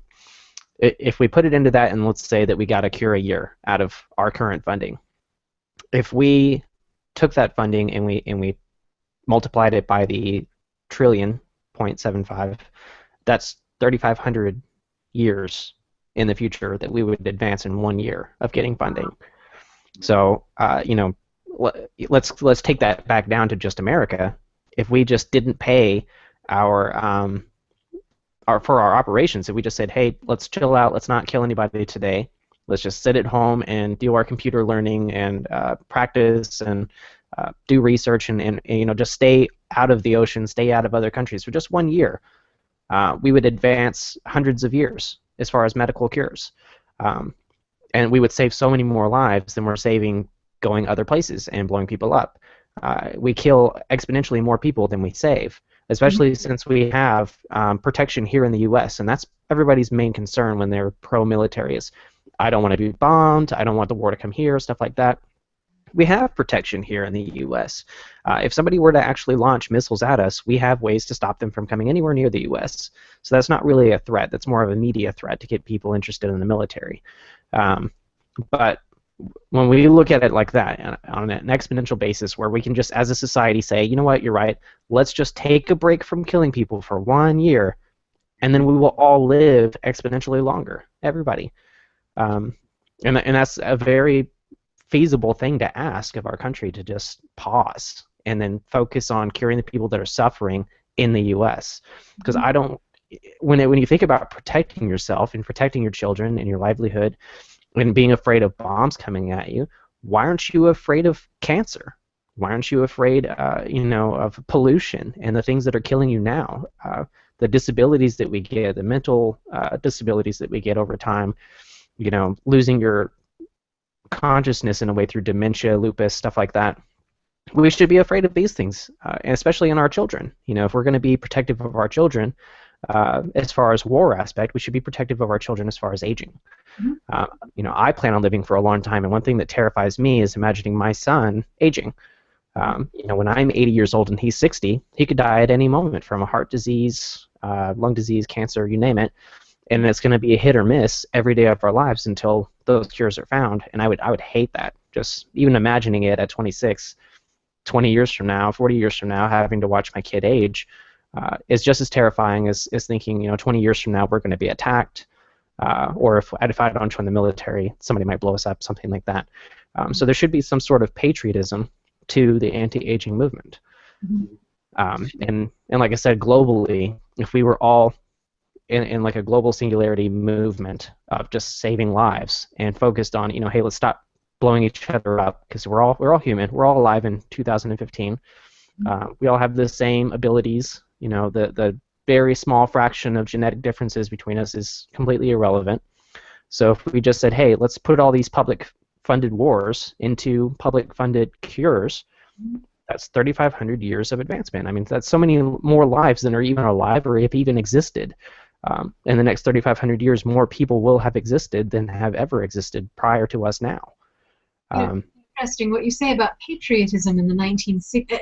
What you say about patriotism with regard to life extension reminds me of the space race in the 1960s and how people were actually patriotic about NASA, about the idea of, you know, space exploration and futurism at that point in time. There was this brief flash of passionate futurism in the broad American public. Right. I would love to see that kind of futurism take hold again in the body of the American public. The idea that the future is and can be a beautiful place if we make it a beautiful place. But I feel like techno-optimism, especially with regard to medical research and space exploration, are currently lacking. And maybe it's because we're emerging from a very pessimistic period in American history. And I'd love to see that turn into something more positive in the next 10 years. Yes, and that's a big cultural challenge, and there is some reason for hope. I have all of these space shuttle models and models of early NASA rockets back there, but also behind me I have a SpaceX rocket, and SpaceX has been one of the entities that has really been advancing the future.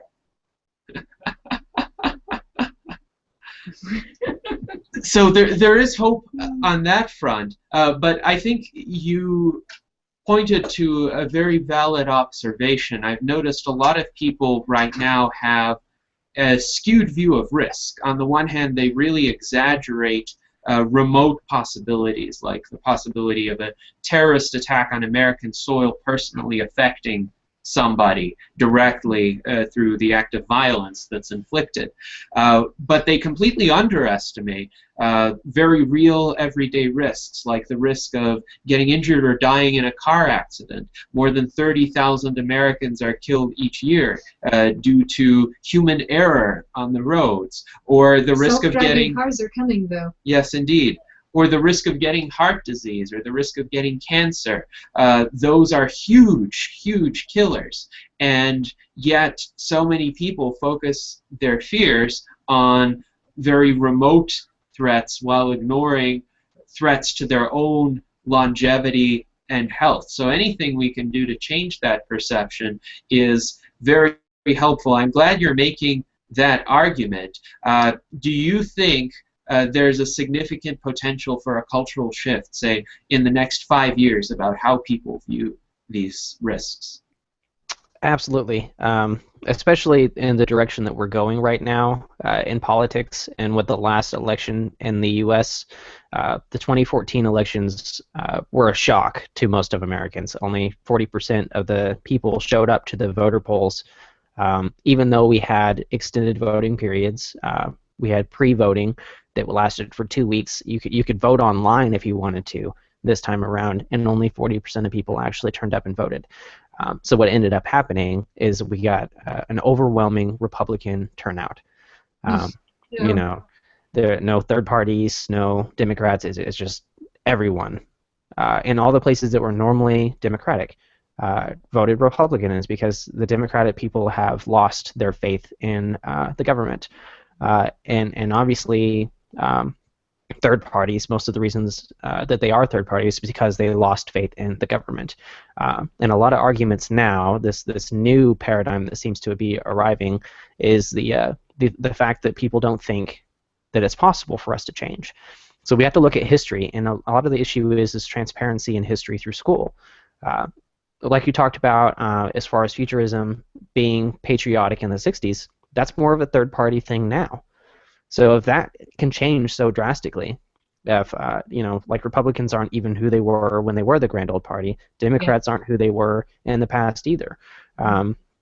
So if that can change, if we have these two parties that have not always been here and they've not always had the same platform, then it is possible for us to change now. And a lot of that is going to be fixing these minor things that have led us to where we are, and a lot of it has to do with transparency. There are a lot of American schools that have textbooks as far as history that are over 11 years old, that don't have 9/11 in it, that don't have anything modern as far as the oil wars or what we're doing in Israel. It doesn't talk about it at all. It seems to have this very over-patriotic view of the things that we did that were great in America when this country has been at war for over 200 years. Well, the winner writes the history books. I think that if a lot of my faith is in children, not necessarily adults. Changing adults' minds at this point is not in my prerogative. But if we advance education, if we put philosophy, chemistry, biology on the forefronts of education and stop focusing on the things that we focus on now, which seem to be kind of arbitrary, you go through 13 years of school and you really just learn how to read, and you're pushed out there and you go get a job at Walmart. Versus in that 13 years, if you were really learning and you understand your body, you understand the universe, society, organization, management, self-management, you understand things that you actually need, especially reasoning, you can do anything. I mean, if you're just taught how to reason, I'm not a very educated person myself, but I have reason, and with that reason, I've had a lot of very diverse jobs and been able to advance very quickly, and it had nothing to do with just going to school and regurgitating information. It's learning how to ask questions and learning how to adapt. So I feel like all these things, if we start implementing that in schools and start implementing it in the media, news, the way that we address the public with open transparency, people will learn reason. Where, as you mentioned before, like with the vaccine issue, there was no transparency in that. People to this day still don't even know what a proper works cited is. So when you're online arguing with somebody and they say, oh, well, let me copy and paste this .com reference, that it's a blog where this guy said that vaccines are really bad. And he's been blogging for 10 years, so obviously he's right. And, well, where's your university study? And then they would come, they'd come back with you, well, what makes a university study right? Kind of like with the difference between religion and history right now. Is someone will say, well, obviously my religion is right because there's this artifact that's 1,000 years old that so-and-so touched, and it's because that it exists that's proof that my religion is true. And then when I make the argument, that just because somebody theoretically touched something 1,000 years ago doesn't mean that that's proof. It's just an item that happens to be old. I can find an item now and say, write somewhere, that I'm the Messiah, and we'll put it in a time capsule. 1,000 years from now, somebody open it and say, hey, this letter says he's the Messiah. We carbon tested this. It's 1,000 years old. Thus, it's true. So that the Parthenon clearly proves that Athena is real and that we all worship her. Well, the problem comes, and this is something that somebody argued back to me that I was actually caught off guard with, is they said, well, how do you know that George Washington existed? Oh, God. And, my first argument was, well, obviously we have written history, and they're like, well, so do we. In my religion, we have thousands of years of written history. And, how do you argue the transparency and the logic and reasoning of our history? And that's why transparency is so important. We can change history. We can make up people from the past. It's 100% possible. And that's when we need to understand that history itself, the people, the names, are not as important as what we're learning from it. And that's the reasoning behind, when we're taught it was okay for us to take the land from the Indians, and that's it. We don't learn to reason.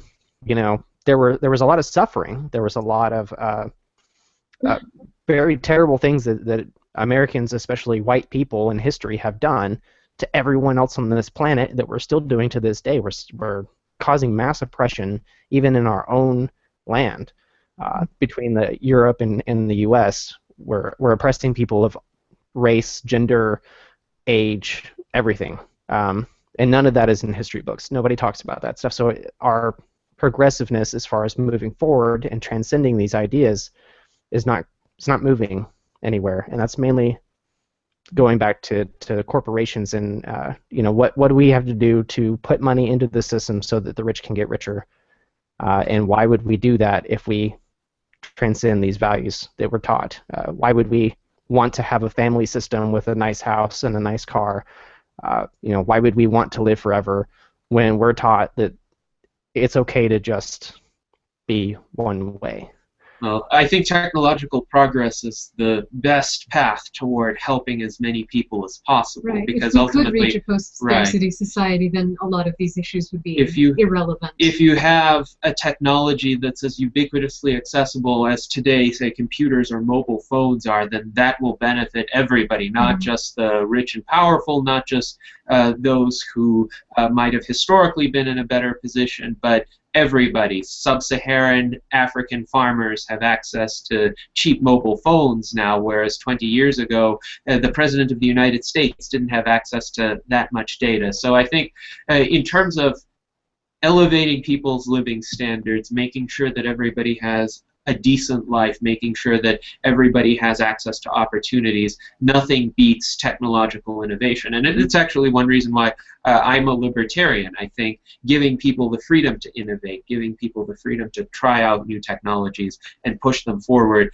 will ultimately spread to the entire world to benefit people who might have been extremely poor and extremely oppressed at one point in time, but they will rise along with the rest of us. So anyway, Roy, thank you very much for your time today, and I definitely look forward to seeing the continuation of your efforts. Hopefully we will see a transformed Green Party in the next few years that will explicitly advocate life extension. So if the Greens are explicitly transhumanist, I might join the Green Party. So anyway, any parting words? Well, it was great. I wish we had more time. At first I was thinking, you know, I could only talk for 5 minutes probably, and I have this huge list of things to cover. So maybe we can do this again sometime and keep moving forward. But thank you for having me. You're welcome. Have a wonderful weekend. You too. All right, it looks like our next guest will is be Rodney Berry. So let me send Rodney the link to join our event. There we go. And hopefully he will be joining us shortly. You know, the more guests we have, the more I realize how unifying the transhumanist and life extensionist movement can be. It can really draw in people from just about any ideological background. And that's amazing to me. People who are from all over the world, people who grew up in all different kinds of circumstances, who have different beliefs about the way the world works. All of them managed to agree that not dying would be a great thing. And you know, when I say it that way, it doesn't sound like it should be that dramatic. You know, yeah, people well, should agree. Life is right and death is wrong. And it's a pretty simple concept. 4 or 5-year-old child can grasp that concept. It's just death has been such an overwhelming problem throughout history. Oh, even non-humans grasp that concept. And I think non-human personhood is going to be an interesting issue in the next several decades. But, I mean, an animal fights very hard to survive. It's the basic instinct of every creature that is alive to continue being alive.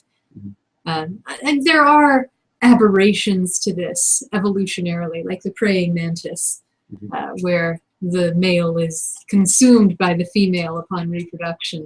And that seems to me like a tremendously inefficient strategy, as well as not being very fun. But who knows? I don't think that evolution is guided in any way or optimistic. Yes, indeed. Well, I have observed evolution has no moral value in and of itself. Indeed, evolution is a pretty cruel and clumsy and slow process. So we as humans are, in a way, obligated to remedy that and to evolve ourselves manually. Yes. And keep in mind, evolution doesn't care about us as individuals. No, it doesn't care about 99.9% of all species that ever existed are extinct. And so if we want to live in a world that recognizes moral values, that recognizes the value of each individual universe that we have, then we need to pursue, as individuals, we need to pursue indefinite life extension for individuals rather than just saying, oh, it's part of nature, it's part of evolution. Well, the horrendous cruelty of, quote, nature and evolution cannot be justified. Now, I do want to say, while we're waiting on our demonstrator or demonstrators to appear, that it is hopeful what Ilya Stombler said, that You don't necessarily, if you have a particular religious or philosophical worldview, have to take one stance or the other on the issue of life extension. It's more that the religious or philosophical view becomes a kind of superstructure to explain or justify what is perhaps a pre-existing inclination with regard to whether or not one would support living indefinitely. And if one supports living indefinitely, perhaps it's as basic as recognizing life is right, death is wrong. Whatever more sophisticated belief system you might have could serve to explain that, could serve to perhaps render it coherent with other observations, but is not in itself necessary or sufficient. Now, on the other hand, the people who oppose indefinite life extension, they might be opposing it just because it's so new or it's so remote from what they thought to be possible, and a lot of people are still mired in status quo bias and fear of the new. They prefer the devil they know to the angel or the wonderful, fantastic future, but still uncertain future that they don't know. I think there's also a lot of misinformation regarding life extension out there and how it might actually end up working. Let's see. Sorry, just got an email. Anyway, yes.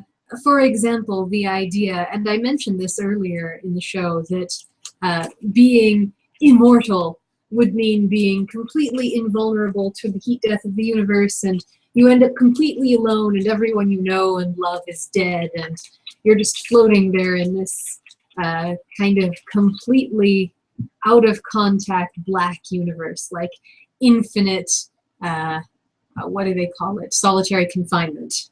Mm-hmm.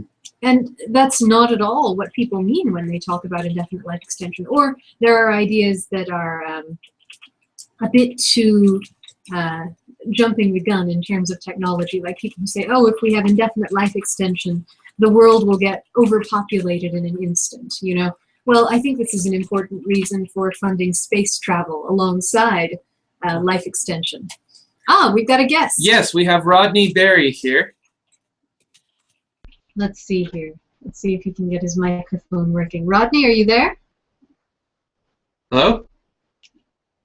Rodney? Yes, there you are. Yes, we're hearing you a bit now. Welcome. Let's see. I can see you, but yes. I don't know if your microphone's working just yet. It might just be a slow connection. Yes, if you're having any difficulties communicating with us, also feel free to use the group chat, send us a message. The group chat window is within the video stream. Yes, so on the right-hand side. We will definitely... Hello. Hello, can you hear me? Yes, now we yes, can. Excellent, excellent. Sorry, I think I've got too many windows open here. I've been trying to close some of them. I've been trying to get in touch with you. Oh, it's all right. Yes, well, we are working out the logistics essentially as this unfolds, but we've had success thus far, and you're the fourth demonstrator to join us today, so we're pleased to have you. And I want to start out with a general question for you. Introduce him first. Yeah, so Rodney has been very active in various life extension groups on Facebook, and he also has a site, Adam and Eve Research. So I'd like to ask you, what are your reasons for supporting indefinite life extension and the possibility that we would benefit from it during our lifetimes? Well, years ago, I had a situation where I actually died. Oh. I was a young man. I was electrocuted. And when I was brought back to life, I, naturally was sick for a time, and it damaged my heart. And I struggled for life there for a while, and I kept thinking, I would watch the news, and I would watch different people talk, and I said, it's amazing to me that we have so much technology and so much scientific data. And I just had a hypothesis one day. I said, I think we should have the information to end all disease and to heal the body, because you would see different researchers speaking on how stem cells can heal different parts of the body completely, even building now organs with stem cells. Yes. And then I would see other men talking about the blood and talking. That's, I think they just haven't come together. They need someone to like step back and take a synopsis look at all of technology and all of medical research. And then I decided to be the one to attempt that. Excellent. Yes. Well, definitely, we're seeing a lot of promise right now with advances in regenerative medicine, stem cell research, as you mentioned. And I'm curious also, because you've been involved in a lot of discussion groups, as I pointed out, what are you observing with regard to people's attitudes toward life extension? Are you seeing more acceptance now of the prospect of living indefinitely than you've observed in prior years and decades? Well, it's like Dr. Aubrey de Grey speaks of the pro-trance of death. You speak to most people about ending aging and death, and their eyes spread wide open, and they do anything from telling you, "Are you afraid to die? Are you stupid?" And then I just look at them and say, I said, "No, I know my people can end death and aging. I know it is the destiny of mankind." I said, "Why would we have science? Why would we have researchers investigating everything upon Earth, especially the human body, if we are not preparing ourselves to end death?" And then the majority does just kind of blink their eyes and say, "Well, no, I want to die," and they go on about their business. But it's sad. They'll be waking to the fact when they start seeing healed individuals walk by them, and they're in their 80s, and this person that should be in their 80s is now looking 30, 25, being rejuvenated. Because what I have found is mankind has literally been in the midst of a pandemic plague. I had another hypothesis one day when I was searching for the overview of science and technology. I said, what if the very first man developed, contracted a disease that he sent through his very genome on through the life, the existence of mankind, from the very beginning. What if he contracted it and sent it down the line through his sperm and such? So I began to investigate that, and I realized that would have to be a very small infection, very small microbe that would do this. And I said, it has to be something subatomic maybe. And then I began to investigate, and I finally located, yes, some other researchers that had found subatomic particles. They call them nanobacteria nanoparticles, but there are some so small that they can barely detect. So we have a massive infection that attacks us while we breathe, while we drink water, while we eat our food. Everything we do each day infects us. But I also have found a means to lessen this reinfection and to also remove the infection that is set up in our bodies to where our stem cells can be cured and our somatic cells can be cured, to where suddenly the body is stronger, then suddenly it's rejuvenating, and then suddenly, amazingly, it's evolving. So you're speaking literally about Yes, this literally.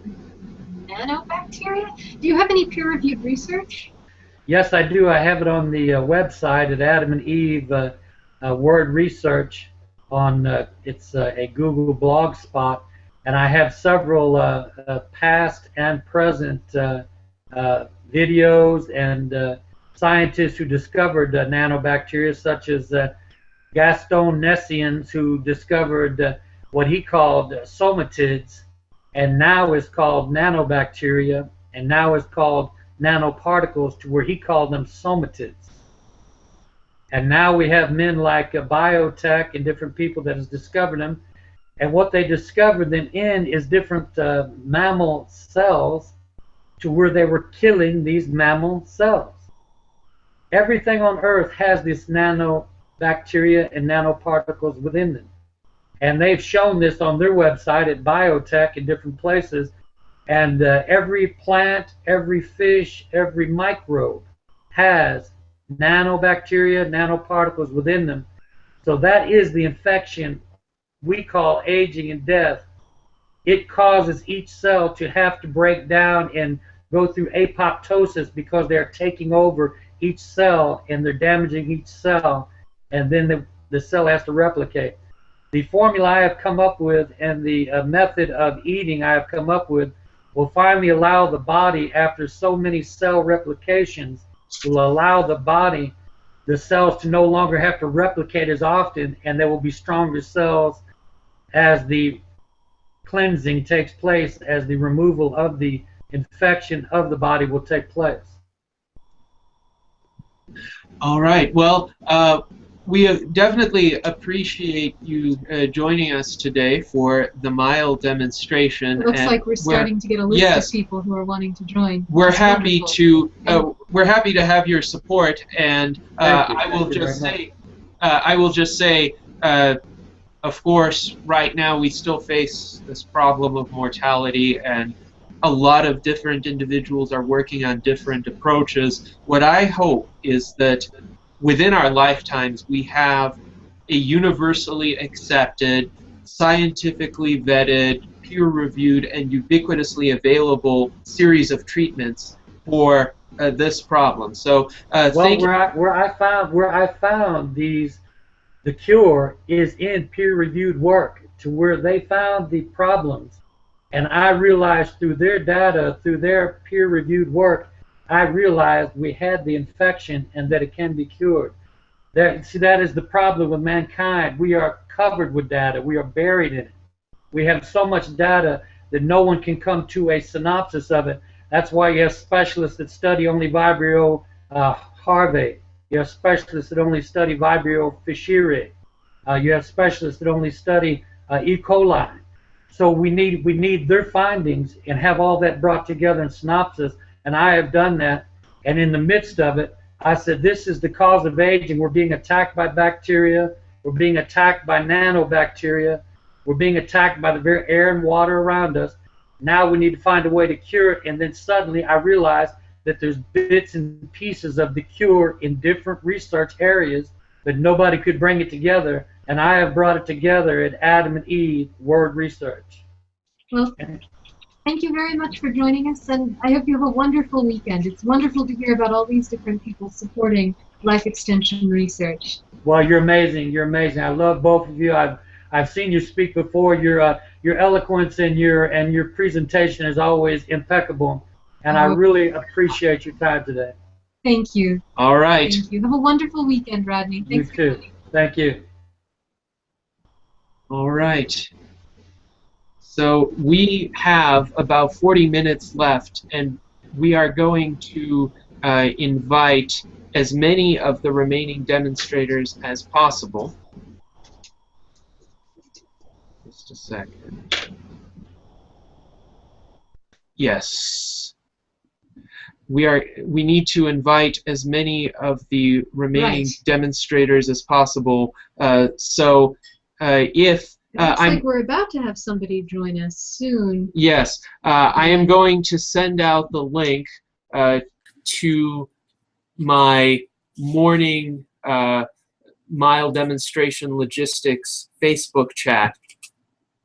Here we are. So if you're in that chat, now is the time. Click on the link I just sent you to join the video stream, because we have others scheduled for the 9:30 to 10 time block, and it would be great for them to come in, or at least for somebody to come in order for us to start getting in everybody's message. Let's interview each other.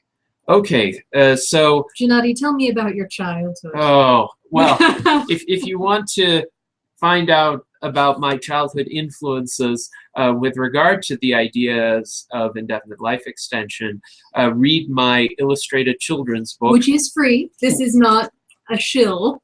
It's a free book. You can get it on Gennady's website, rationalargumentator.com. Mm-hmm. And it's a little bit autobiographical, and I think it's overall pretty optimistic, which is just a little primer about the current state of life extension research and some creatures in the natural kingdom that do not senesce or age. Mhm. So, Death is Wrong was published in late 2013, December 2013, and it has actually had quite a bit of public exposure in 2014. Wendy and I did interviews with various major publications, for instance, the BBC, Mashable, Fast Company, and the Movement for Indefinite Life Extension helped us out a lot with our fundraiser last year to gather enough money to spread over 1,000 hard copies of this book to children throughout the world. I think we're really seeing a societal shift in interest, which is fantastic. You really do have all kinds of people interested in this. And I mean, it has been an interest in humanity since the beginning of time, not to die. But I feel like this is the first time we've actually approached scientific possibilities for being able to push back aging. Excuse me.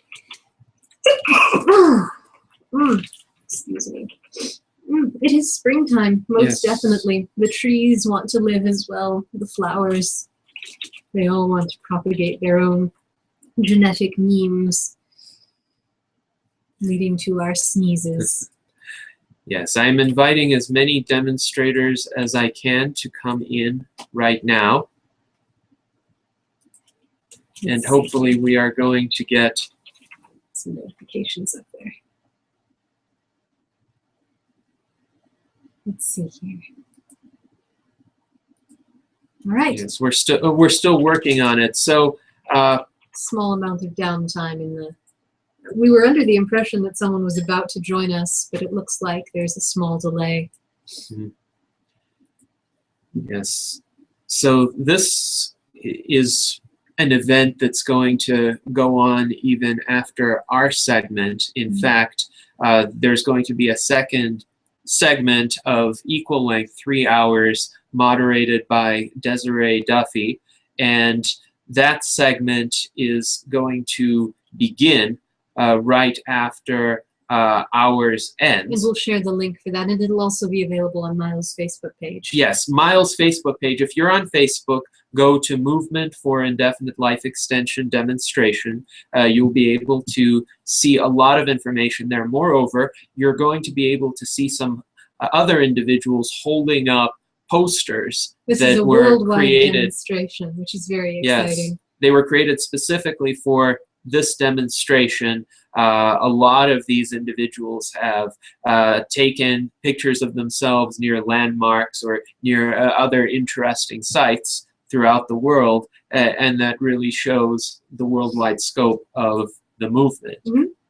So I'm just browsing through it right now. This is really heartening to see this much worldwide support. I love this. And when you look at it, it's a beautiful cross-section of humanity, all kinds of people who are moved by this idea, all ages, all genders, all races. It's just wonderful. Yes, indeed. So let us continue a discussion about, well, how to bring in more people. Right now, we have essentially a group of people who are very technologically inclined, who are already kind of steeped in emerging technologies, embracing the prospects of life extension. And you've mentioned, Wendy, that technology is unevenly distributed. There are still some people today who are reluctant to use computers for whatever reason. Well, it makes some people uncomfortable still. How do we bring in more of those people and get them to be more accepting of emerging technologies? Because to be accepting of life extension, I think one has to be accepting of technologies that are currently mainstream as well. That's an easier task in terms of persuasion. Well, look at it as with any technology. 15 years ago, did your grandmother have a cell phone? No. No. 15 years ago, almost no one's grandmother had a cell phone. Almost no one had a cell phone. 15 years from now, we're not only all going to have cell phones, we're all going to have whatever the new technological device is, whether it's Google Glass or something attached to your wrist or something that feeds directly into your brain. Mm-hmm. So yes, it's only a matter of time until I think these technologies are much more widely accepted by the general public. I mean, any technology takes time to be accepted. Now Granny has an iPhone. Actually, Apple has a little bit of an identity problem because Apple devices are beginning to be associated with elderly individuals or parents. That's a mom phone because it's the one mom can use easily. And they're actually having to fight hard to rebrand to be a youth brand again. Mm-hmm. The way they used to be. So I do think that it's inevitable. It's only a matter of time. Gennady, can you talk? Yes, to me some? I'm trying to to send to you. the link for joining the demonstration to as many people as possible. Yes, I understand. I see that you have done this.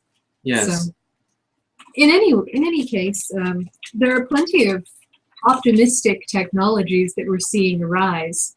Not only nanobots to cure lymphoma at its late stages and 3D printed organs, but also other forms of research. And like I said before, I don't think that a lot of the people who are involved in this kind of actual medical research being done in university labs around the country or in professional science settings are transhumanists themselves, nor do I think that it's important for them to be. Oh, it looks like we've got someone joining us. Yes, we Who do. is this?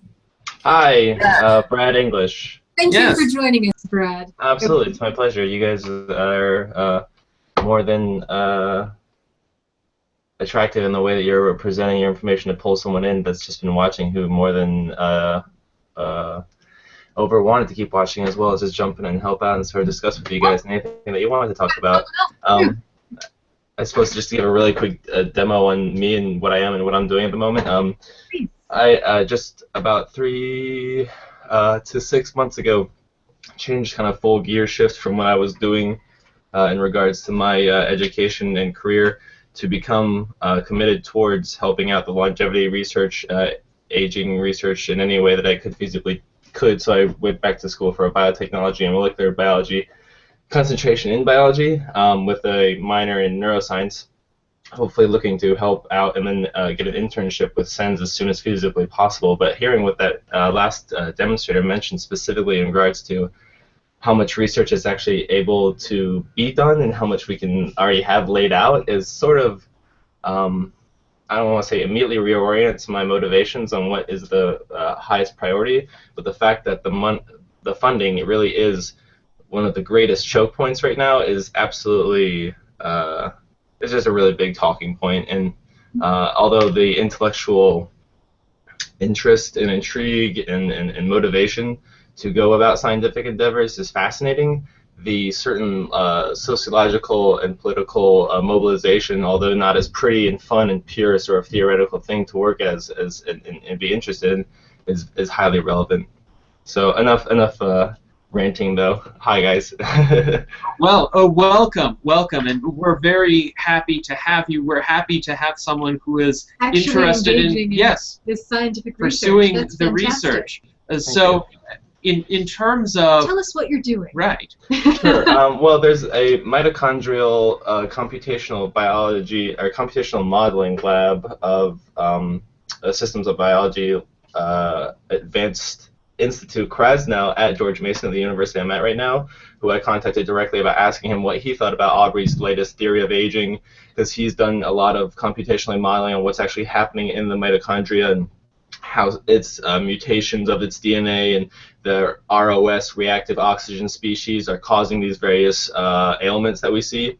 But sort of then kind of bringing to light to him how much of these therapies that I see as the solution to a lot of those issues in the mitochondria might come about within my and his lifetime, him being a couple decades older than me 24 at the moment. And he was receptive, but it was funny to the extent to which he wasn't familiar with a lot of this type of research inherently, although he had done a lot of this work in his own field. So speaking with my advisor and being sure not to like directly, butt heads with a lot of these research who I have an unbelievably high amount of respect for, who have been in this field for years and years and years, but may or may not know, like you guys said, the future is already here. It's just unevenly distributed in a lot of ways. I think that's a quote from the guy who wrote a Neuromancer. Yes, William Gibbs. Yeah, indeed. So the ability to have cross-departmental and cross-country international communications on what's viable in terms of gene therapy to allow for the injection or administration of some way or the other genes and DNA into the nucleus of our cells, which can then be allotropically expressed into the mitochondria, because it's a more dangerous powerhouse where there's a lot of things going on that can keep a safe hold of those DNAs to have them replicate and create the proteins that are needed for the mitochondria, which is already done for a lot of the other proteins in them. But he was, yeah, so that's what's happening. I was speaking with him directly. I figure I'd like to go into neurodegeneration or neuron diseases of some sort or the other, because if we have stem cells that are induced pluripotent that we pull from our own fibroblasts, like the Yamanaka got the Nobel Prize for just 2 years ago, I believe, and then those stem cells can be used to grow organs within the lab to then have them come back and put into any part of our body. I feel like we have made a large leap in terms of swapping ill and difficult, troubling organs within our body that might need some sort of replacement from tissues of the lab. But the one that's very tricky to do with is the brain, because obviously, right, yeah, you cannot simply swap your brain and hope that, just like with a 16-year-old's arm, that you can then train sort of to get therapy back into your body. If you have a 4-year-old's hypothalamus, it's not necessarily going to maybe be so easy. So that's why Aubrey mentions the piece-by-piece repairs of the brain that can be done within the cell to reverse the damage, as opposed to just straight-up swapping. So that's why I'm going into that research, because I want to help us perhaps meet that checkpoint when the time comes when people's brains are degenerating to a point that they have a great heart, they have a great liver that they swapped out, but we can't just swap out a new brain. This is fascinating, and I think we would love to continue talking with you. We do have Paul, who has joined us for a musical performance, which absolutely. Yeah, let's. Will be relatively brief. So if you'd like to hang with us.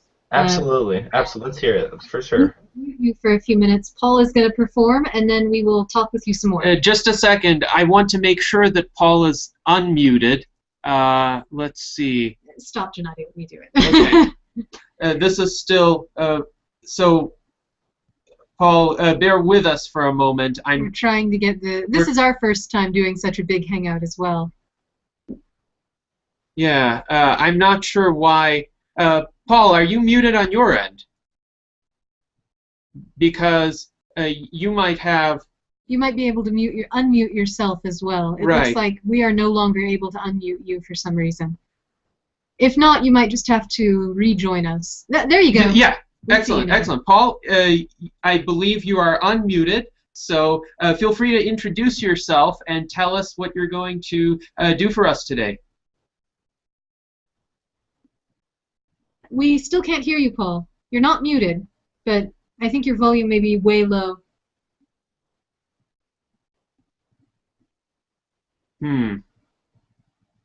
Let's see. Is there an issue with your microphone, perhaps? We still can't hear you.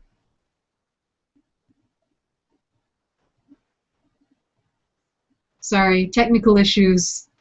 It's difficult until you're in the situation. You never know what you're going to come up against. Right. Well... With so many people coming and going. So, let's see. We can leave Paul muted for now and continue to talk to Brad until Paul gets his issues. Whenever ready, take your time, but I'm around as you guys see fit. Okay, yeah, Paul, feel free to speak up at any time. You're not muted from our end anymore. So if there are some sound issues on your end, still can't hear you though. No. Sometimes it might be like a audio plug-in issue with the Google Hangouts, or restarting the browser or something to that effect might be kick it into gear. Might be a driver issue. Sure. Who knows? There are Yeah. a million little things it could be. In any So- case, we can continue talking. Oh, he's going to rejoin us. Yes, yes. But we can continue talking with Brad for a moment. Yes, so Brad, when you've... Ooh. Wow, look at all those post-it notes. Yeah. So this yes, is, I have a copy here too. yeah. This is basically the effortful intention to convert passion into actual knowledge and sort of learning that is well intentioned, but I certainly need to organize and reallocate maybe to a few more keynotes as opposed to so many. But I've got in the blue things that were things I didn't know yet. Yellow is evidences of people doing research in the field, and red was arguments to other people who don't necessarily know enough about aging that might be inherently very skeptical about it that I can bring to light with that. So I don't know. It's just the biggest point about it. I feel very happy to have been able to convert my passion into an academic sense, but there's so many different levels at which this can be done to make a dramatic difference, whether it is, like I said, the financial is a big choke point, but just in the minds of people, the way these ideas spread and the levels at which you can organize, and just as you guys are doing, which is, God bless, in the sentimental sense, as you understand, to the effect of all this happening. It's wildly encouraging. And yeah, if anyone's in this approximate area of George Mason University and wants to start a student club, I still need a treasurer. I have one or two people in mind, but there's several other officer positions. But in anyone in this Northern Virginia that wanted to contact me directly to sort of organize that in the academic world or otherwise, then I'm always more than obliged and willing. That is awesome. That Wonderful. is just amazing, Brad. Thank you so much, and continue your research, because people like you are going to be the engine for this movement. Like I was saying, it's small researchers working on small individual projects, and all of those projects added up are going to create something magnificent. I really hope so. Thank you so much for saying all that. Only a matter of time, so keep up the good work. Thank you. Indeed. I will do. I believe we might have heard audio on Paul a moment ago. If he could try to speak up, we might be able to catch him. Hello? Yes, Can you hear me? Yes, yes, we can. Anybody? Wonderful. We can. Yeah. Excellent. And it's nice to be with you, Gennady. Thank you for the opportunity. Oh, thank you so much for joining us. And what are you going to sing? We can't wait to hear you. Okay, well, back in 2007, I was living in Spain, and I became aware of Aubrey de Grey through a Spanish article. And so I did some research about how we could live to be 1,000 years, and found out that Aubrey was behind it. Uh-huh. And so I found out that he was organizing a conference in America at the University of California, Los Angeles, and I went along to that, and I found out that Aubrey had written a book, and he gave me a copy of the book Ending Aging. So that gave me the idea to write a song, Ending Aging. Excellent. So it's an original work. Yeah, it's an original work. I've written the song, and I'd like the opportunity to perform it to you. It should only take about 3 or 4 minutes, if that's okay. Oh, we'd be delighted. Please do, yes. Definitely. Okay, here we go.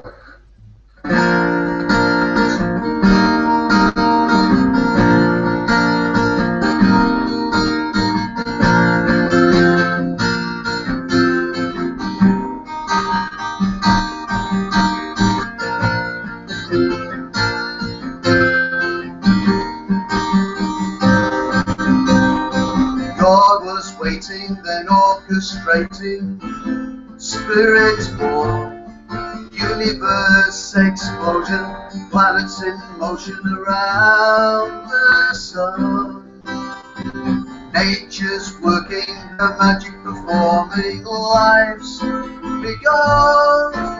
The time ticks by. Creatures living, growing, then dying all day long. Genes keep moving, species forming, generations. Hearts are beating during lives that are fleeting. What can be done? Hoping, believing, ending. aging. What's that you say? Ending aging. No, it's not a game to play. Ending aging, it's something we must. Ending aging, we're serious. There are theories forming in laboratories, finding clues and leads.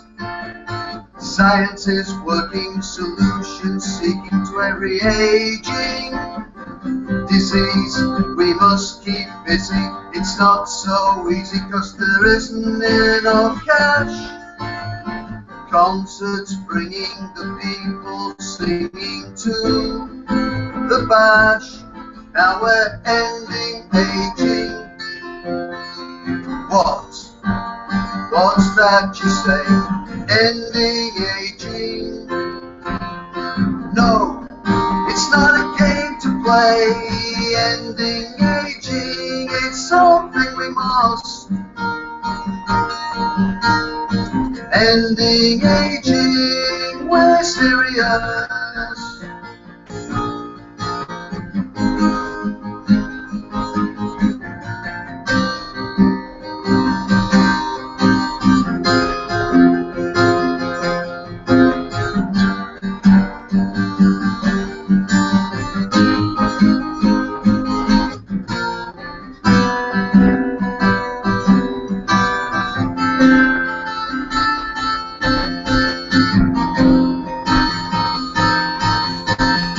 Ending aging. What's that you say? Ending aging. Oh no, it's not a game to play. Ending aging, it's something we must. Ending aging, we're serious. Ending aging. What's that you say? Ending aging. Oh no, it's not a game to play. Ending aging, it's something we must. Ending aging, we're serious. We're serious.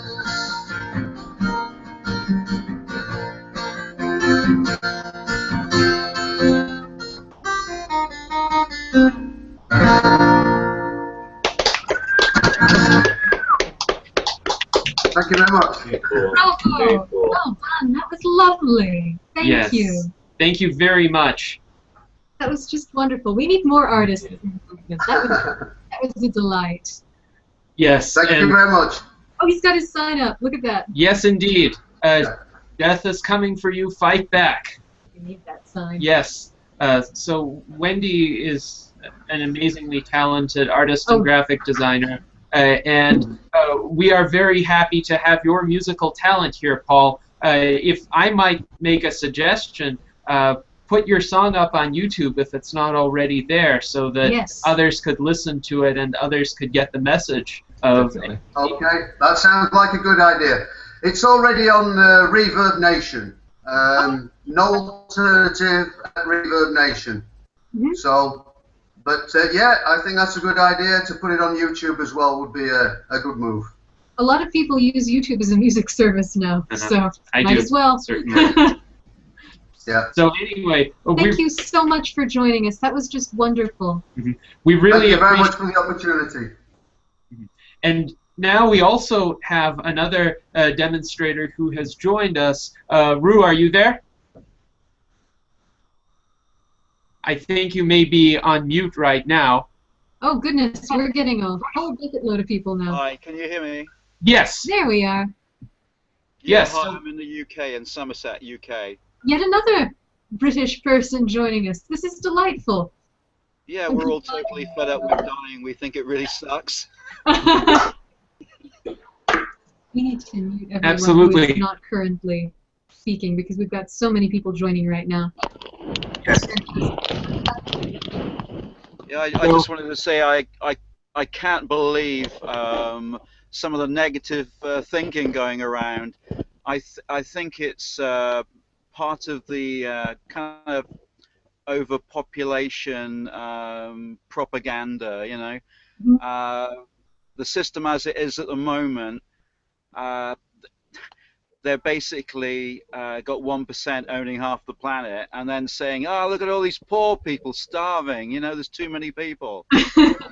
Instead of, you know, stepping back and sharing it out. So I think that's where all the kind of flack is coming from, and they're calling it like non-scientific when there's so much science going on in this field. It's remarkable. You know, it's good to see it happening, because there's no diseases that technically are not, you know, curable. Yes. And there's no condition that's not, you know, approachable and, you know, solvable. So, you know, I'm very optimistic. If you look at the last 100 years, I think the world, you know, the lifespan has increased almost double, I think. So if that happens again in the next 100 years, we'll be well on our way to a couple of 100 years life span, Yes. which would be great. And I just wonder, do people want to go back 100 years? You know, is it just coincidental that the lifespan we've got now is perfect for them or something? You know, people in 100 years' time think that's just right. I could speak on this slightly, just completely quoting from Aubrey de Grey, though, word of mouth, if you wouldn't mind. That he makes a really convincing point about how evolution gave us bodies that allowed us to be along just long enough to pass on our genes, and nothing beyond that. So that's what evolution has eventually produced. There's nothing that then necessarily says there's that golden number of that. That's just what evolution invested enough energy to harness and invest in, as opposed to investing a ton more energy into something that might live 1,000 years, but not necessarily as evolutionary as fit as something that would just be just good enough to pass on its genes. Planned obsolescence in meat form. Yes, and we want to overcome that. Yes, thank you very much, Ru, for your comments. I completely agree with you. We also have two more demonstrators who have joined us just now, Roberto and Valentinia. So, Roberto, can you speak right now? Yeah, he's not. You're not muted, I don't think. Unless. Roberto? Hello. So I keep clicking either mute or unmute, but I'm not sure. Okay, now he's muted. But on his end. On his end. So let me know if you're able to talk or if you're having difficulties. Yes, let's talk to Valentinia. Valentinia, feel free to unmute yourself. Welcome. Hello. Can you hear me? Yes, we can hear you. Yes, we can hear you. Oh yeah, awesome. So I'm a very big proponent of a radical life extension. I really do want everyone to have access to these technologies, to be free from aging if they so desire, to be free from the disabilities of old age. And I've come across a lot of I agree. I come across a lot of negative comments about that idea, mainly concerns over overpopulation. One of the reasons why I believe they have this misconception is because, you know, we do have issues with resource management, but we can solve that issue with technology, and they're not able to see down the road, 100 years, what technology will be like, and it's going to be very different. Just 10 years ago, my science teacher, he brought the issue of scarcity related to water, and he was concerned that we're going to have water wars, but in reality, we could desalinate the seas, and the technology to desalinate the oceans have been getting so much more efficient. And not only that, the birth rates have been plummeting, and two of the biggest reasons why people have children is twofold. One, they need someone to replace them when they get old, to take care of them when they get old. The second one is legacy. Now, if you're going to live for, I don't know, hundreds of thousands of years, you can wait a while before having children. So Yes. those are the two Great points. reasons. Excellent. Well, we definitely appreciate you coming into our demonstration and sharing your point of view. I completely agree. The overpopulation fears, the scarcity fears can be resolved through technological progress. Well, and space travel, which is a big part of technological progress. This isn't the only habitable planet that exists. Yeah, And we can terraform them as well. we're working on it. So. Excellent. So let's try Gilberto now. Oh, he's got a sign. If his Yes. audio is not working, at least he's got a sign. He has a sign. I Yes. think you're muted on your end. Can you unmute yourself, Gilberto? Let's see. I don't think he's able to unmute for some reason. It's not on our end, though. But Yes. Feel a free. show of solidarity. Yes. Feel free if you are having some audio difficulties to communicate with us via the chat as well. And if you have a message that you want to share with the public, we could read that out as well if you Yes, can't if you get would your like audio to type working. something and have us read it for you, if you can't get your audio working, we'd be happy to do that. I think we should probably move on to closing messages from the people we've got with us at present. All right. Maybe start with Rue, and then Brad, and then Valentinia. Yes, Rue, if you have any additional remarks you'd like to add. We're down in the last 7 minutes of our segment of the presentation. So. Yeah, I heard another rather strange comment the other day, and it was meant to be a problem, and that was people were saying that the old folks should get out of the way, basically, and make room for the new people, the new talent to come through. Personally, I would rather that Darwin and Einstein and Mahatma Gandhi and Confucius and all the other great people ever were still around us, you know, and kind of swaying the general gene pool in the direction of a rather more intelligent approach to the world's problems. And one of the other things that I feel, just to close, is that people, because of the oppressive nature of the system that we're in, they don't get the free time to think and develop ideas. They're so busy just trying to survive. And to me, having got to retirement and had a little bit more time to think about what's more important in life, I thought, good grief, what could people imagine and create if they were living hundreds and hundreds of years? Yes. You know, and wouldn't that be great to have this huge pool, this huge resource of intellect and wisdom, you know, available? You know, they say age brings wisdom, but perhaps humanity needs that so that humanity can actually grow up. Okay, that's all I'd like to say, really. Thanks very much for having me on. Thank you so much for joining me. I think it's a very important insight, and I just imagine sometimes what Mozart, for example, might have created if he hadn't died young. Yes. History is littered with the bodies of those who died before their time, and imagining if even people who had lived a reasonable lifespan historically had been able to live substantially longer, what might they have created?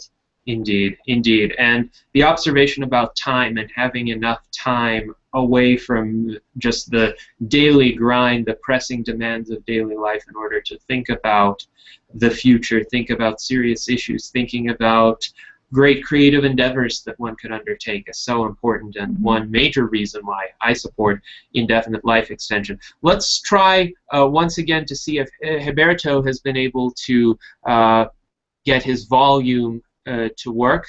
Gilberto, can you speak? think you're still shown as muted. Okay, well, at least got the sign there. At least, yes. That's the message. That's the message. All right. So, closing statement from Valentinia, I wanted to I wanted to make a comment. Valentinia is an extraordinarily talented artist. Oh, really? Yes, and there are a lot of paintings of spacescapes, cityscapes. I used some of the paintings for my video, for my composition progress on yielding. Oh, really? That's you. So, welcome once again, and let's hear any closing remarks that you might have. Yes, I believe that one of the important missions that we should in the future embark on is really getting the public interested in life extension. That means sharing it with as many people as you can, maybe writing to your legislator. When I get the time, I will write to my local representative about this issue. Now, they actually do respond, which is quite surprising to me. So that would be my closing remark as far as what we can do to push this further, in addition to donating, of course, and getting involved in the actual research for those who are qualified and interested. Excellent. It has to share a link to Valentinia's work. Yes, we will. Excellent. Once we get a chance to finalize the video description for this broadcast, we will share a link to Valentinia's work. We will also share a link to the second broadcast that's going to start very soon. shortly. But Brad, let's have some closing remarks from you as a way of concluding our 3-hour session today. Absolutely. There's just, I feel like a lot of great things have been said already, so I'll pull more from a personal thing that I came to a kind of deduction a little while ago that I feel is completely universal and not special to me, though, whatsoever. That although this is an exceptionally exciting and encouraging time with all the developments in research and science that we have see come about, it's also an equally uncertain and unguaranteed time. I don't know about equally, but it is certainly uncertain and not guaranteed necessarily. Aubrey himself even mentions that although in the next 1 to 2 decades longevity escape velocity could begin and he'd give it a 50-50 shot of happening, he wouldn't give 90% chance to even perhaps the next 6 to 8 decades. But the absolute crucial kicker of all of this is if you don't invest all of your efforts to do everything that you can within this lifetime, you'll never know whether or not that made the difference in bringing it about. So that is just as uncertain and as probability statistical we can run through things. That the logic I think is about as ironclad, airtight, and black and white as it gets. So with that being said, I hope you all have the very best on your missions and what you look to seek and to achieve. Godspeed and take care. You too, Brad. Thank you so much for all your work, and thank you everyone for joining us during this presentation.